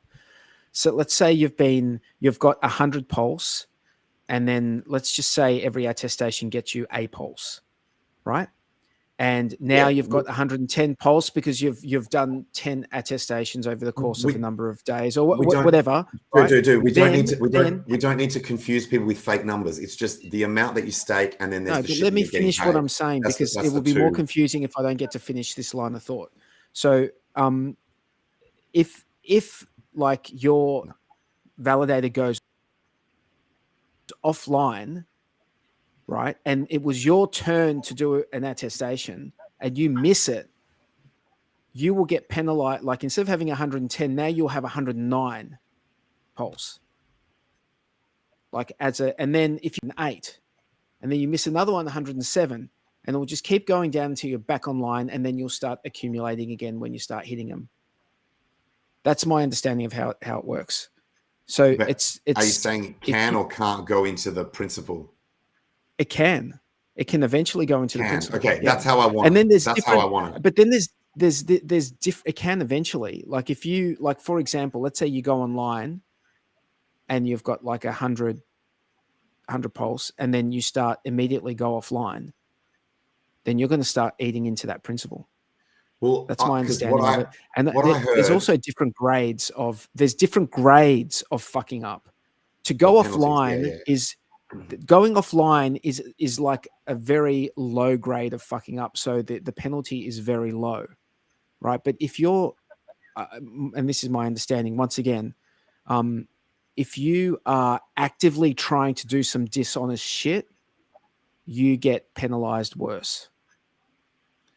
So the thing that I heard, which I hope is wrong, is that the penalties are only just you lose the income, and that it doesn't go into your actual stake, which I think would be a shit way of doing it. No, it does go into your. Okay, perfect. That's what I want. I want it that way. Because you've got that. You've got that in your fee address, right? You've got a fee address. Yep. So once you get an attestation, that actually goes into your address, right? So you've actually got it. Then, is that the same address as where the principal is held, the stake? Yeah, is that the same address? That's right. Okay. Yeah. That's how I want it. That's how I want it. Yeah. This is good news. This is good news for me. Like, then, I want it. I want it. Then it comes out of that address. That's yeah. So as long as the penalties can go into the stake, so that you can actually lose the money that you put up front. Yeah. It definitely needs to be that way for the once again, going offline is not.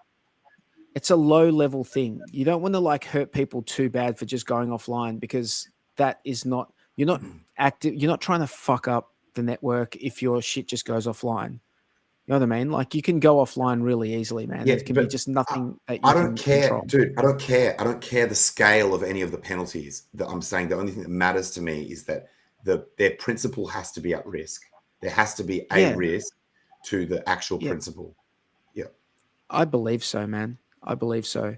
And like I said, that just going offline is not a big thing. It's not considered to be a really big thing, but if you try and do some dishonest shit, like actively trying to like trick, nodes, or like, I don't even know the technicalities of it, but I know that there's higher level ways of trying to trick the network. And if you're trying to do that, then, then you can really get slashed hard. Like, you can actually get fucked over. Good.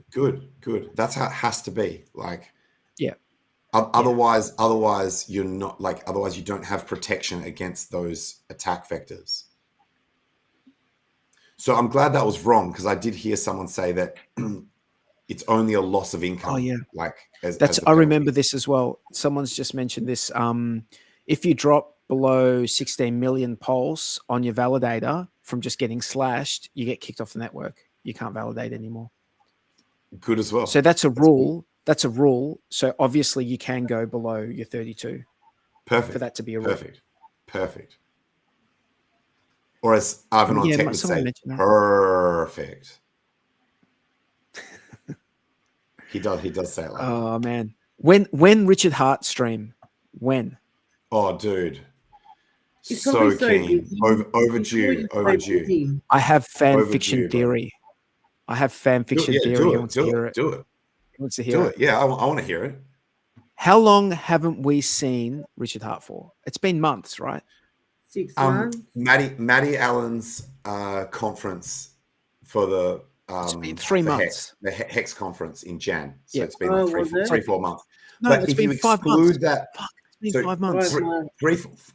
Four-ish months, maybe 4 to 5. January to Jan, May. Early Jan to May. Yeah. It's 4 months, 5 months, dude. Oh, no, 4 months. But we're right at the start of May, though. Yeah, you're counting May. We haven't actually gone through May. So, like, it's 4-ish months, right? But if you exclude that appearance that he did for the HEX conference, it's more like fucking 10 or 11 months. It's like a really long time. Okay, so here's my fan fiction theory. Whilst all this shit is happening, he's like been on that. You know how he had that like computer bike that he created, where he sits on the computer and just like rides the bike, and he's been pumping weights. I forgot about that. I think Richard Hart, right, when he streams, like this is my fan fiction theory. I think he's been working out like a motherfucker, pumping iron, doing those fucking deadlifts, eating tuna out of the fucking can. I think the dude is like ripped now, man. He's going to look like that doll. You know, that doll that like Hex Toys made? And like, he's just like this fucking tank walking around. Oh, I like it. So you're I saying think he's going to look like that. So that people didn't see the incremental progress, and then you don't really notice he wants to go from like how he was, and then it's just like shock value that he's just going to be tanked out. Like yeah. And someone's just saying in the chat, like lifting his. Can you imagine like if he did like a flip like they do in WWE, how he turns into like a heel again? Like he turns into like he starts doing the outrage marketing. He starts like lifting his like Gucci bags like full of weights, just like he's not doing backflips. Can you imagine like the outrage? Can you imagine the outrage? And then Pulse is launched and there's outrage everywhere and he's just fucking tank.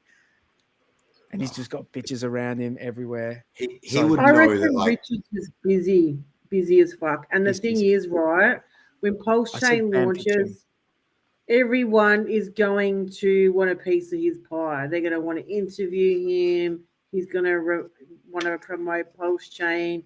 He's going to be flat stick. So I guess he's just working hard now and he just wants to get this thing to market, I think, because there's that many whingers carrying on. So, but I hope he has been hitting the gym and looking after himself. I agree. I like the gym theory, but no backflips. He knows that's too high risk. You break your neck doing that shit. So what about Coast? You know, someone said that they're going to make it onboarding easier for Hex. Did you guys know about Coast? I've only heard good things about it, to be honest. What are they doing for Hex? I don't know. They were doing some on-ramping stuff, which is always welcome. I mean, if people can easily on-ramp, that is awesome. Happy, and he mentioned that he'll come on sometime, but we're quite late for him. But you know, just stay up late, bro. Have a coffee. Stay up late. Yes. Yeah. So, yeah, guys, in the chat, please, if you're watching this and you've enjoyed the stream, why don't you click the like? Click the like. We appreciate it. We really do. By the way, some people watch YouTube through a way that they can't. Like if you're watching it and you're not logged into a Google account. So I think that's why sometimes you do get like people watching it and not clicking like it's because they can't. Because otherwise, and also you'd be a bit of an asshole not to, right? It's like you're literally sitting there watching it.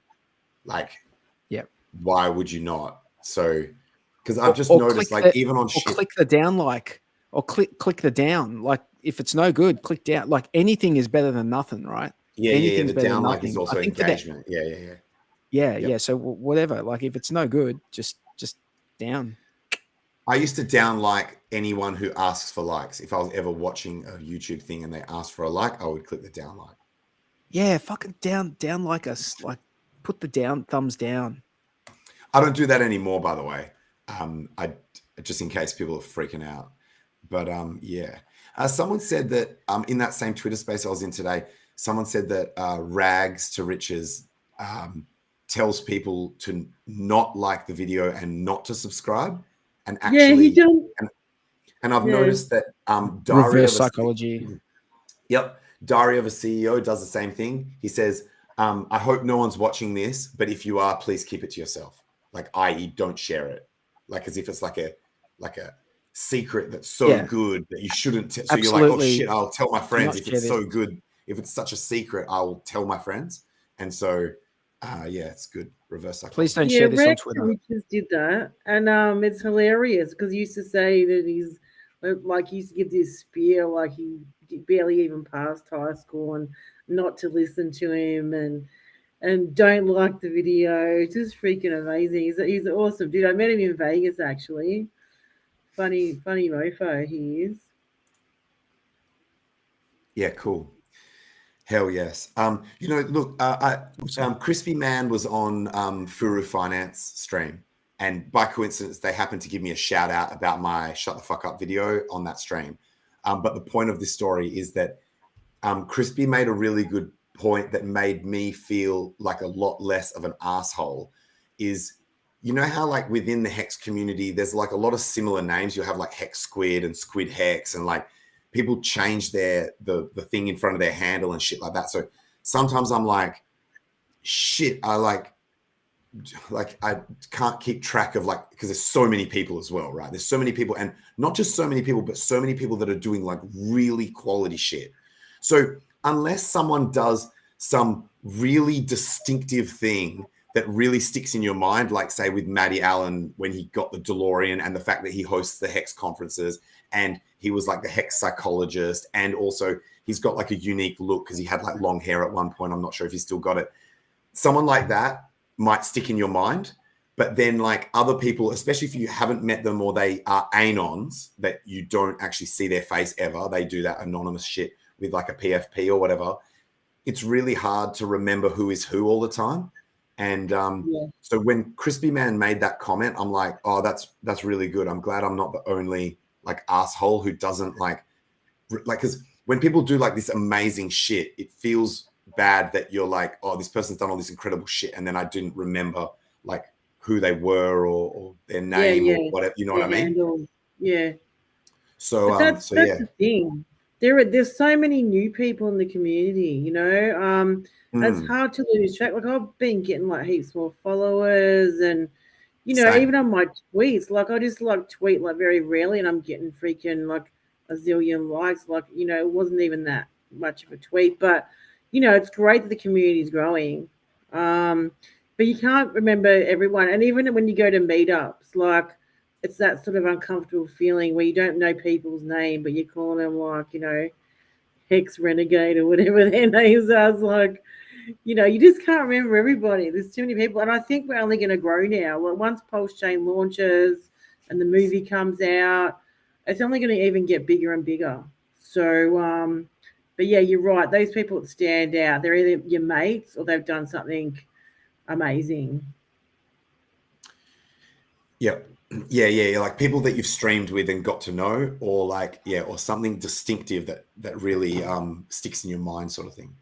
Yeah. So, Sammy, we should do you know how your segment, like we've been dropping the ball on all the segments here, but since you're here, do you have someone in mind for Hexagon of the Week? Oh shit, you caught me out, bro. No, it's fine. why don't you have a think about it, or even scroll Twitter while we're chatting, and something might jump out at you. Otherwise, we can chime in and help you think of someone. But but we could, get that I've going. got someone. Look. 43. Nice, we've got someone. Or we could do it monthly, even a hexagon of the month. No, I think people are doing so much incredible shit. I think we need to do it every week. All right, let's do it. So much going on. Let's do it. So 43. This is when this is hexagon of the week, but it's sort of like a Pulse person. I don't know. I don't even know who it is. It's just an account. That's cool, right? It's and you guys would have seen this. There was someone who has a YouTube account that Richard Hart tweeted during the week. It was like maybe a couple of days ago, and he made this PulseChain video, this cartoon explanation of what PulseChain was. Did you guys see that? I saw a bit of it. Yes, Richard retweeted it. Yeah, Richard retweeted it. I think that guy, girl, whoever it is, I think that person deserves because that was quality. Person or team of people. We've got to do that Satoshi shit where it's like, what was guy, the name girl, of that group, alien entity, AI? Like you don't know, bro. It could have been an AI that did it. Do you want me to find it? And the whole that whole Terminator thing, that you've seen the Terminator movie, it could all kick off just for you not giving the correct level of recognition to the AI that created that video. Yeah, that AI stuff. I don't want to. I found it. Yeah, I found it. crazy. Okay. You found it? There we go. Yeah, I found it. Hang on. All right. I'm going to play a little bit of it. Hey, what do you reckon? Yeah, cool. What do you think, Tangent? Yeah, is there because it's quite long? Is there a spot that you're? Yeah. I'll just play the start of it. And unless you want me to shut the fuck up. Shut the fuck up. No. You can absolutely play it. I just thought the whole thing might be a bit much. Yeah. Let me get it. There we go. Get it. Yeah, get it. Oh, Richard has retweeted a couple of things recently as well. PulseChain is a new blockchain created by forking the Ethereum blockchain and changing some of its code, making it faster and cheaper to transact on. It will be the largest free airdrop in history, as every token on the Ethereum blockchain is being copied over as well. These tokens will be waiting in your wallet for you to switch networks. By the time you're watching this video, they might already be there. Okay, I'm just going to stop it there for a second. We are not going to watch this whole thing. It's 11 minutes long. However, it's 11. You guys, this channel is called Crypto Hexplained. What is PulseChain ? This is an excellent. You should be sending this to anyone that you want to onboard into Pulse. You should be sending them this. It explains everything. It really does. Richard Hart, the founder of PulseChain, is rumored to be a self-made billionaire who aims to be the king of crypto. In 2019, he created a decentralized application called HEX, where you can hard lock HEX tokens in order to earn yield. It was a blasting success as the price went up 10,000-fold in less than 2 years. It's been running on the Ethereum blockchain flawlessly for over 3 years, and due to its immutable code, it will be for many more years to come. Though, it must be said that Ethereum has been far from ideal for HEX and many other dApps to be utilized. Welcome to Crypto Hexplained, the easiest way to educate yourself on a ride around the blockchain. Okay. Self-made billionaire, soon to be deca-billionaire, at least. Or if he's deca-billionaire, I'm just saying order of magnitude. He's going to go an order of magnitude wealth level up. If he's a billionaire, deca-billionaire. If he's a deca-billionaire, 100 billionaire. If he's a 100 billionaire, trillionaire, motherfucker. World first. I saw that. World first. Love it. I saw that Pay billionaire. attention, That's the first thing I Anons. saw as well. Billionaire spelt without the E. I didn't want to be a downer. It's the first thing I thought when I saw that clip was like, I'm going to write in the comments you spelt billionaire wrong. Is it maybe spelled different in the US? It might. I don't know. It might be. You know, sometimes they do that shit where they like try to make it spelt how it sounds. Like they took the U out of color and made it COLOR. And airplane is not aeroplane. Like it's not AERO. It's like AIR. Like air. It's actually airplane, spelled airplane rather than aeroplane. Yeah. So it's possible that they just went like billionaire doesn't sound like it has an E on the end of it, so fuck it off. No, tangent. No, that was a spelling error. We all know that, but thank you. Thank you. It was a cute video though. It's an awesome video. It's good. It's awesome. really good. It's really good. Awesome. Those whiteboard videos are actually really good. They're really engaging. I find there is a whiteboard video channel for crypto, like for explaining crypto. And I have even watched the ones that I know everything about. So like there's one about like hardware wallets or something. And like there's no content in there that I didn't already know. But I watch it because you watch it just to see like how they draw shit. And they always come up with shit like to draw that you don't expect. And you're like, that's actually really creative. So it's almost like art. It's like this art in motion, I guess. Brisology. Color is spelled. Yeah, color is spelled with a U. It is over here. We use the Queen's English. We use the Queen's English over here. King's English. Oh shit, you're right. Holy fuck. Oh, wait, dude, you just reminded me. There was a meme where it was like how Kraken users feel when they can withdraw their Bitcoin from the exchange, and it's a picture of the new king getting crowned and shit, holding those golden like jewel encrusted staffs, just like I'm rich.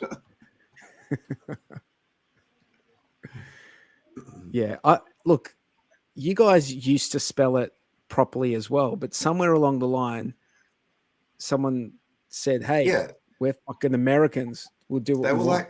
They were like, "Fuck it, we don't need it." I kind of like it.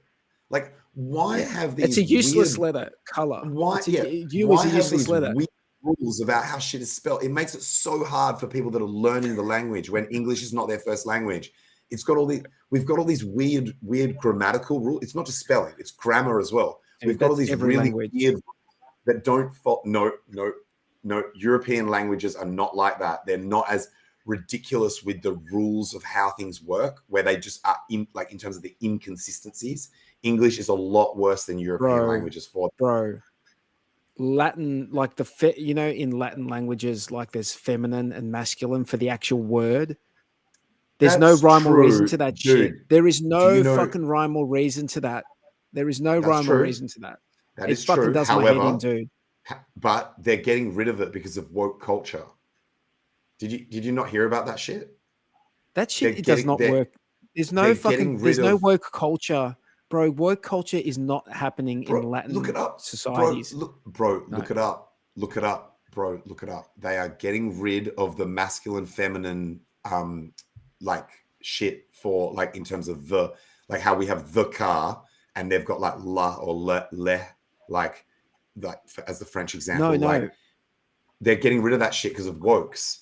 Because it's like, no, you can't. They can't get rid of that shit, dude. That's how their language works. They're making a word that can replace it and be genderless. Like, legit, dude. Look it up. Google that shit. They're doing it. The wokes are doing it. Okay, but or they're demanding it. I'm not sure if they're actually doing it, but they're demanding. I don't think they're doing it, man. I don't. Dude, look it up. European.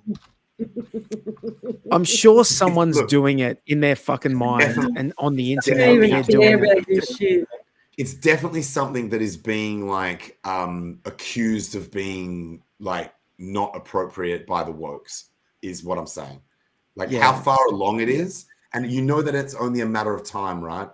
Once someone identifies, like people are searching so hard for something to virtue signal over, they want to be the first person to come up with something. So everyone's like, everyone who wants to virtue signal is out there actively looking for shit that they can go, that's racist. That's racist. We need to stop that. We need to end that shit. Oh, that's sexist. We need to get rid of that shit. They want to be the first. So I don't see that same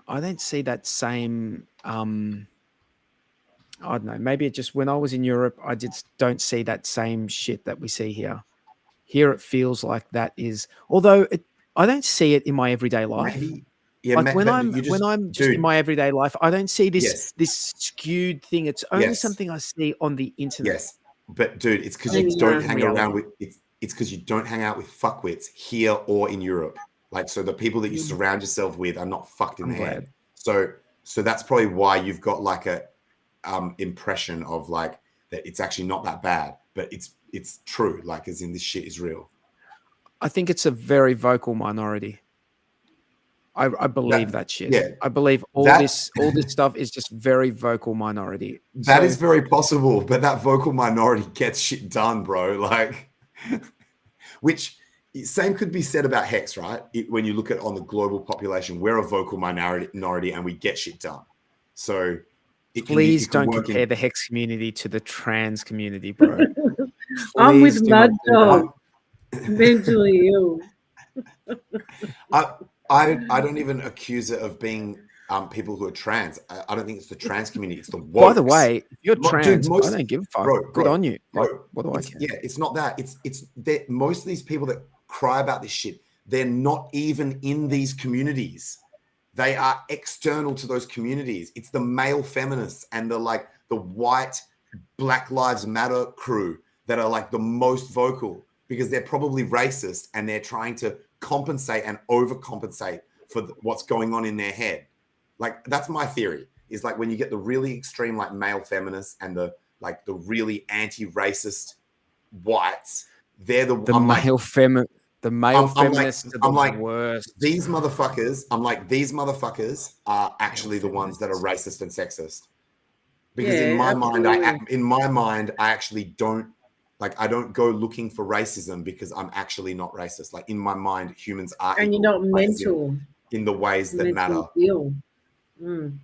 So yeah, I'm like, I'm very suspicious when you get those real extreme wokes. So anyway, PulseChain, has it launched yet? There's so many of them. There's so many of them. We could talk all day. It's freaking disgusting. But anyway, yeah, PulseChain. Yeah, it's not far away. Can we look at some sort of chart or something? Can we look at something? We can't, because PulseChain hasn't launched yet. There's no chart, bro. Can we look at the website? Actually, yeah. Or no, you just look at Deck Screener on like a blank thing and just imagine that it's there, just like mooning like fuck, like manifesting the fuck out of it. On Deck Screener, do they have PulseChain on Deck Screener? Dude, do you know what I wish someone had done? I wish someone had done a chart that, I wish someone had created a chart that had what the Pulse price would be based on if someone sacked today. So you know how and maybe only include days where at least one person has sent something to the sacrifice address. So you don't get a change on the days, so you just have empty candles on days when no one sacrifices. And then it would basically be like 5% a day, isn't it? Because of that bonding curve shit. So just like the chart would just be like fucking truly exponential. It'd be the greatest parabola you've ever seen. But you know what we could do? We could have a bitch tits, right? About the first day of HEX, so of PulseChain, the first daily candle close price. Incredible idea. Incredible idea. We could even have a bitch tits about when it's going to launch, like who's going to be on the money. Let's do it right now. That second one you said is what I was actually where I thought you were going at first. We're such a that's enough. Let's do it. That's enough. We're doing this right now. We're doing it right now. Trigger.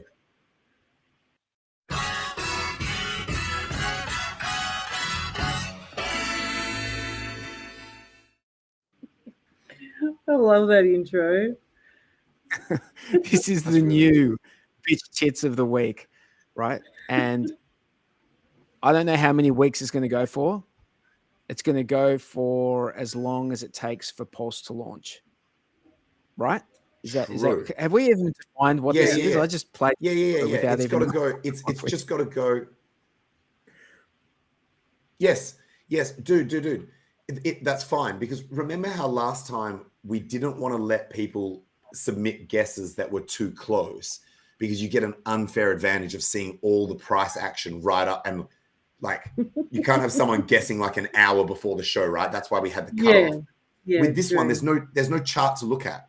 We're just as in the dark today as we are tomorrow as to what it's going to be, and you're just as in the dark about when it's going to launch as well. So we can let people submit their guesses at literally any time between now and launch. All right. I think Pulse is going to be 43 cents one day. And in some ways, you know how, like, you remember that token wait, how it was like, even just minting it means because you don't know when it's going to launch. There's a bit of game theory here that someone's might be like, well, I'm going to wait to submit my when it launched guess, because every day that goes past, you know that that's a day that it didn't launch, and people might be getting wiped out of the competition as the days go by. But if you don't put your guess in, when it launches, it closes, right? We're not accepting guesses after the launch. So there's the similar game theory as that wait token, that you don't know when you need to do it, but you need to do it at some point. And if you don't do it, you get fucking nothing. So I really like this idea, Sammy. This is fucking sick. So but, someone might take a double. There's a chance that someone might do what Dozer used to do and get like fucking twin fucking wins. Sorry, Sammy, what were you about to say about wait? Dozer must be a really good degenerate gambler, a master of the game. I know some people like that. They should be in crypto because they're the winners. So what I was going to say is that wait token has got ridiculous gas fees. If anyone else has claimed, I claimed ages ago because I'm lazy and I thought I'm going to forget it before PulseChain launch. And I paid more, I think, in gas fees numerous times. So you got to pay to connect, pay to authorize, pay to sign, and then you get it, and then you're like, oh shit, $30, thanks for coming. But apparently there's something going on with that wait token as well. I think mine was very similar, where it was like small gains or small losses in terms of how much you spend on gas compared to how much you get. Like, imagine that now. Now it'd be fucked. Yeah, now it'd be fucked. So, bitch tits, I reckon we do the first day. What do you reckon the first daily candle high or daily close? What do you think? This is after the breach, right? Or after it's got to go. I think close is better than high/low, because on that first day the volatility could be insane. So close, like closing prices, probably at least gives it a little bit of. I mean, in fact, we don't even know what time of the day it's going to launch, which means the first daily close could actually be soon after the launch. But people estimate that it's going to launch on Wednesday night. Okay. There's like a theory. There's a theory that like V3 and V4 both launched on Wednesday nights. I think that was UK time, but anyway. So, but yeah, I think daily close is fine. Or what about the first price? The first price of like when it hits the charts. No. That initial candle is always completely fucked. Like, I don't even know if it's. I don't even really know if it's real, because it's like how quickly these DEX monitoring sites can take the data. I think those first candles are always completely fucked. So I think close. I think you nailed it first time. Really close. All right. So do you got to make a spreadsheet for that next week? Jexa needs to make the forms. In fact, it could be in. He can just make it in one form. Yeah. We're like little ants, all working together. We're like giving Jexa stuff to do when he's not even here. Oh no, but it's easy if you know what you're doing. Yeah, Jexa will just. Wait. So by the way, we're not accepting guesses in the chat. We can't be fucked with that shit. You guys need to put it into the form, so it's all automated. Thanks for starting to guess and shit. We know you guys are fucking excited about PulseChain launch, but you're going to need to resubmit those guesses into the form that doesn't exist yet. This is a bit like we're doing an SEC right now. We're doing what the SEC Maybe does. it We're does saying, exist. come in, register your shit, and then when you go to register, the form doesn't even fucking exist. So we'll call this the SEC bitch tits. Now the form doesn't have an ability to submit anything but the. Oh wait, maybe we could use the form that currently exists and on. Maybe it would be like you put where you normally put your name. You put that form doesn't exist. I'm just like trying to get to it. And also, no good. We need it to be a separate field for the guesses so that it automates. There are it for two Jexo. fields. There's name. Yeah, but and then there's the fields don't care what you put in there. I was just about to suggest that, but it doesn't work because if we say put your name and your time guess in that field, then it won't be automated for Jexo to get the he'll have to manually go through and read them and put that into a table. Whereas if we have it as a form where it's actually got different fields for everything, it'll just make a spreadsheet for him where it's like name, guess in different columns. So we'll need to put the way that the Jexo will work it out, whether it's like a date field. Yeah, a date field and a price field. Yep. We need to make a new form. What if PulseChain hasn't launched? So what if PulseChain hasn't launched by next Tuesday night? Should we do like a bet on when it's going to launch, time and date, or? I think this one competition can just continue right through till the actual launch. I don't think we need to do this weekly, because you know what I mean. Mm. But I'm pretty confident that we're going to be launched by then. Yeah, I know you are. I'm so. And a lot of other people are too. A lot of people are too. Like smart dudes that I know are convinced, like fully putting updates from the devs into the chat. Like this is actually different. Like as in, you know, like this time is different meme. This is actually different because the other times when people are like, oh, it's about to launch, it was just based on fucking nothing, pretty much. There was one time where actually I made a mistake where the GitLab updated all the clients, all 4 of them. And I thought that was the signal for launch. And unfortunately, they were just updating. That was the update that changed how much no, I can't remember what that update was. But anyway, it wasn't mainnet launch. Hey, this comment. Oh, someone made the 43 cents is only a 614x. Is that right? That can't be right. Say again. Can't be right. 43 cents is only a 600, but based on what's your starting number? Because isn't this sack price? Is 3 zeros and a 1, right? Isn't that the average sack price? Yeah. 3 zeros and a 1. So that would be 4,300x. That would be 4,300x at 43 cents. So that, I mean, that's, hey, what is Ethereum done? What is Bitcoin done? What has HEX done? That's all in the realm of possibility in 1 to 3 years. Oh, I would say. Wait, 10,000x from sack price is $1. That could be deliberate, so that when we get the 10,000x, the unit cost is nice and like uniform, roughly. It's like you're in that range, which it makes sense, where you're thinking in parity, like one pulse, $1, and then it should stay maybe around that range for a bit or something. Hopefully, maybe at least within one order of magnitude. So like a single pulse would be somewhere between in the tens of cents or single digit cents through to tens of dollars would be the range that it would be in after it's done the 10,000x. I want to see HEX at $1. I want to see HEX at $1 before we entertain any more PulseChain. I want to see both HEXs at $1. You know how? Yeah, absolutely. And I want to see a chart that charts both of them together. It gives me the total. It's gonna be what we're talking crazy. about How last many week. charts we got? I think that's very.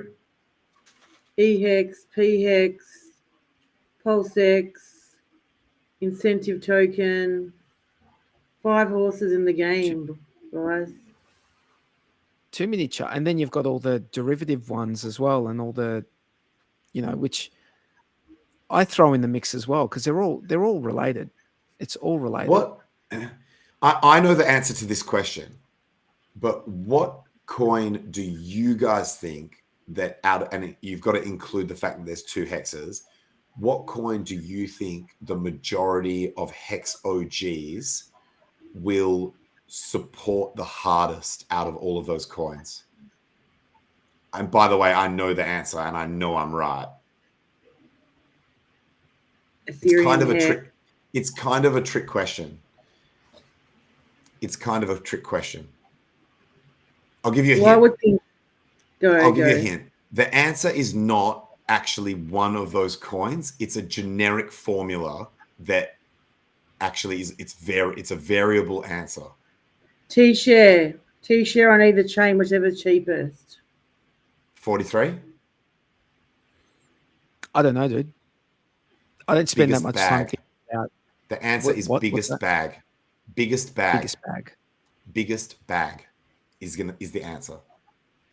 That will be the telltale sign. If you see, and not just Hex OGs, but if you see anyone is like hardcore supporting one of these coins more than the others, that means that their biggest bag is that coin.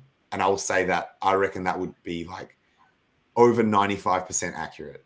There might be rare exceptions to that rule, but that'll be very accurate.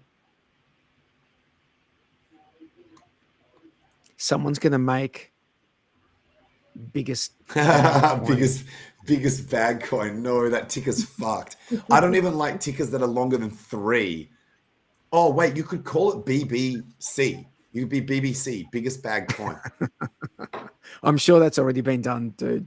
I'm 100% sure. Actually, you know what? That token ticker already exists, and it's being used by Hexy Bastard in the PPX ecosystem. They're making a DEX, and the token is Big Black Cock. It's big bonus coin. Big bonus coin is like the official thing, but it's BBC. Awesome. He's so funny, that Hexy Bastard. So we can also call it biggest bag coin if people start shilling it of the actual BBC. If people start shilling BBC. Have you guys played around with any of these? Played around with any of these new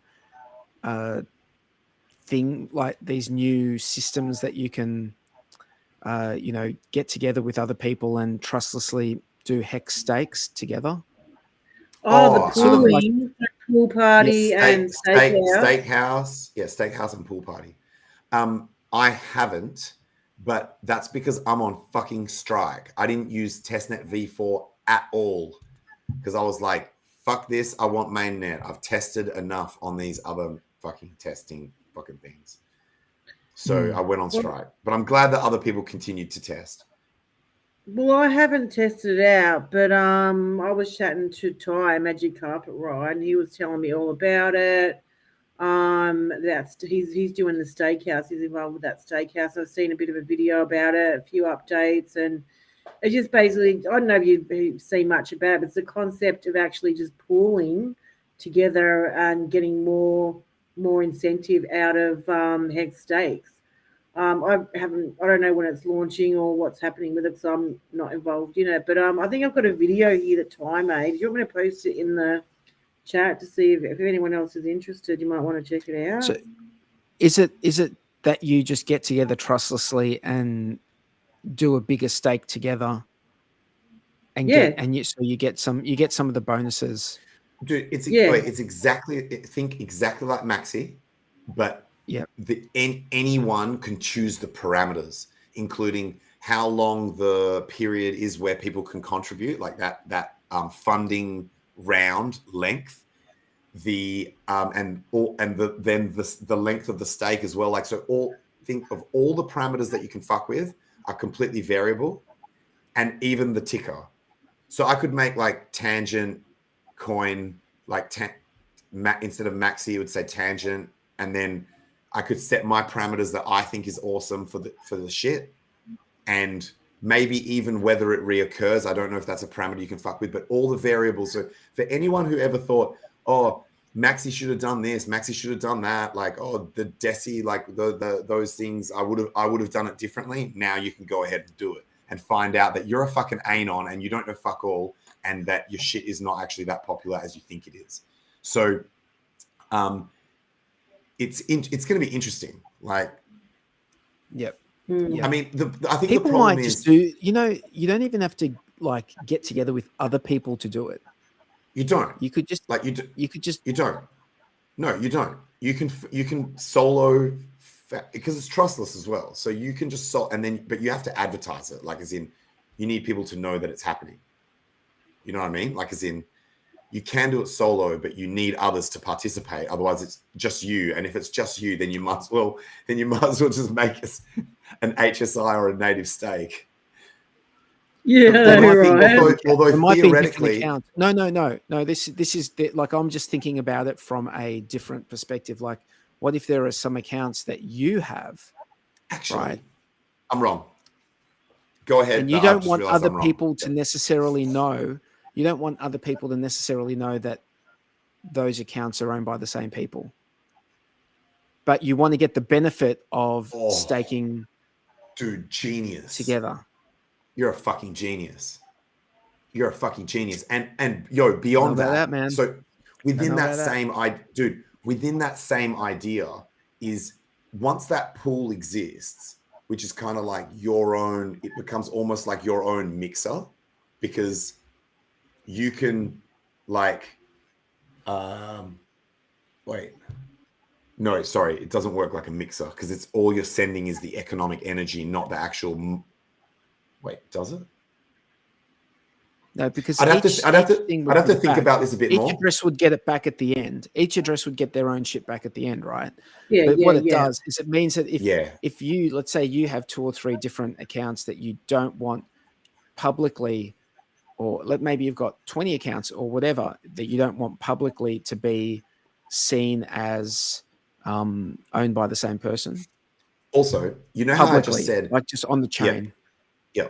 You know how I just said, oh, if you did one of these pools and then you ended up being the only participant in it, then then it's the same, or it's similar to an HSI. It's not, because with an HSI, it's an all or nothing thing when you sell it.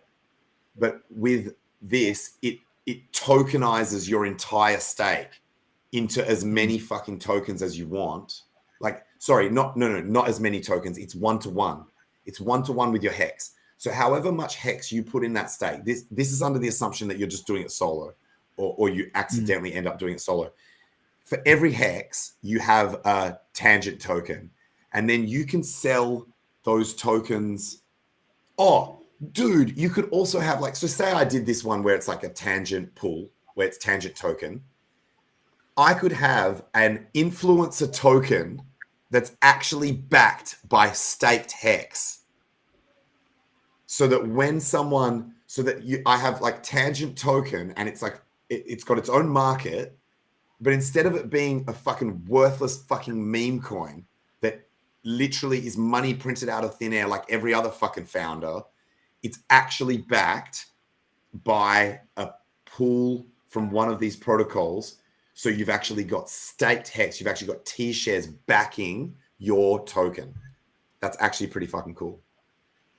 Yeah, dude, I believe that is the future cool. of crypto. That's not just the future of crypto. That's the future of decentralized finance, is actually having whatever shit you're doing backed by, whether it might be Bitcoin, right? But, or backed, in my opinion, HEX is like the perfect way to do it. Like, yeah, you know how there's kind like of had there's this protocols idea out there that actually hold, which one was it? Is it Maker? They hold Bitcoin, they hold Ethereum, they hold like all sorts of different shit, right? And that's just an example of, like, in the future, I think that more things can be backed by like these protocols like HEX, specifically HEX, actually, not like HEX, HEX, fucking, they should be backed by HEX because I think just the T-share is just so powerful, man. It's such a powerful thing. And the fact that it's able to be tokenized in this way now opens it up for so much in decentralized finance. You know, can you imagine if you can go start a business or do something because you've got backing from, you've got T-share backing? Yeah. I was going to say, so much that can come out of it. This idea is not technically new. Engine Coin, the project, had this idea that they would create these in-game NFTs, so it's like a sword or whatever the fuck, but you embed it with the fungible engine token, so that it's like the NFT, when you buy it, it actually has coins embedded in it, so that it's not just a worthless fucking NFT, or rather than the value just being its demand as an in-game item, it also can be, you can destroy the item and get the engine coin back out. So this idea of kind of like embedding tokens within tokens, but this time it's all fungible, right? Like, as in, instead of it being an NFT, these are fungible tokens that are backed by a really high quality other fungible token. So yeah. I saw the reason I was laughing when you started talking was because there was a comment by Brizology that said tangent going on a tangent about Tangent Coin. The crazy thing is that if I went and did this, there will be haters that will be like, you fucking promised that you would never do your own coin because that's scammy as fuck, and now you're doing your own fucking coin.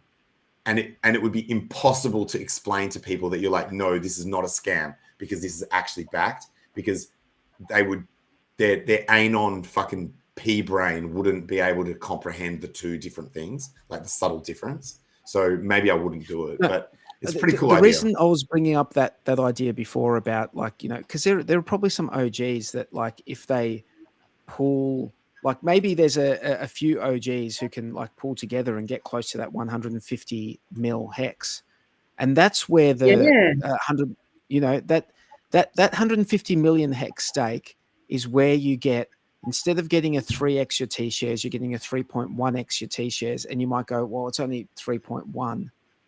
Who gives a fuck, right? Well, that makes a difference. That is the difference in the contract, that you can take that difference and you can you can do something with it. But obviously you're gonna have to stake for 10 years to get that, to make it. Chances are, like with PulseChain, if it goes crazy and there's a lot of hexagons involved, we could have something like a Millionaires Hex Club that do a rolling pooled stake, which is going to make fantastic interest. It'll be a lot of fun as well. I mean, I suppose you wouldn't expose yourself, of who you are.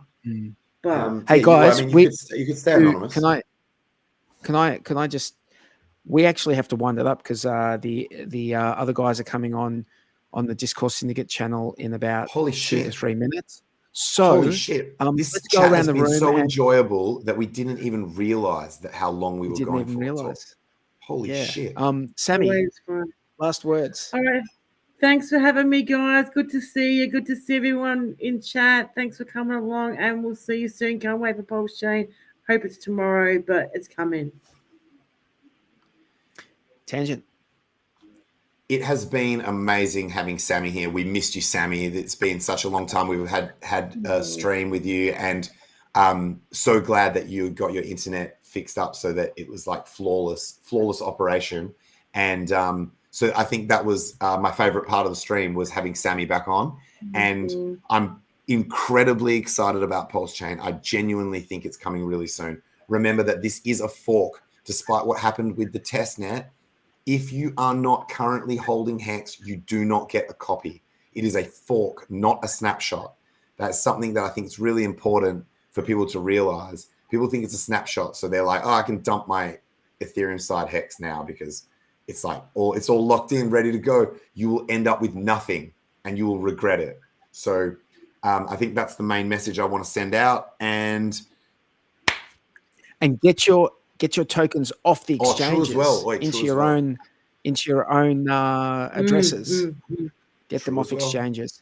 I want to thank you both for coming on. Thank you so much. I always enjoy these. To thank everyone in the chat. You guys are awesome. I love your comments. It's just a never-ending stream of comments, and I appreciate it very much. And with that, peace and love. We will see you next week.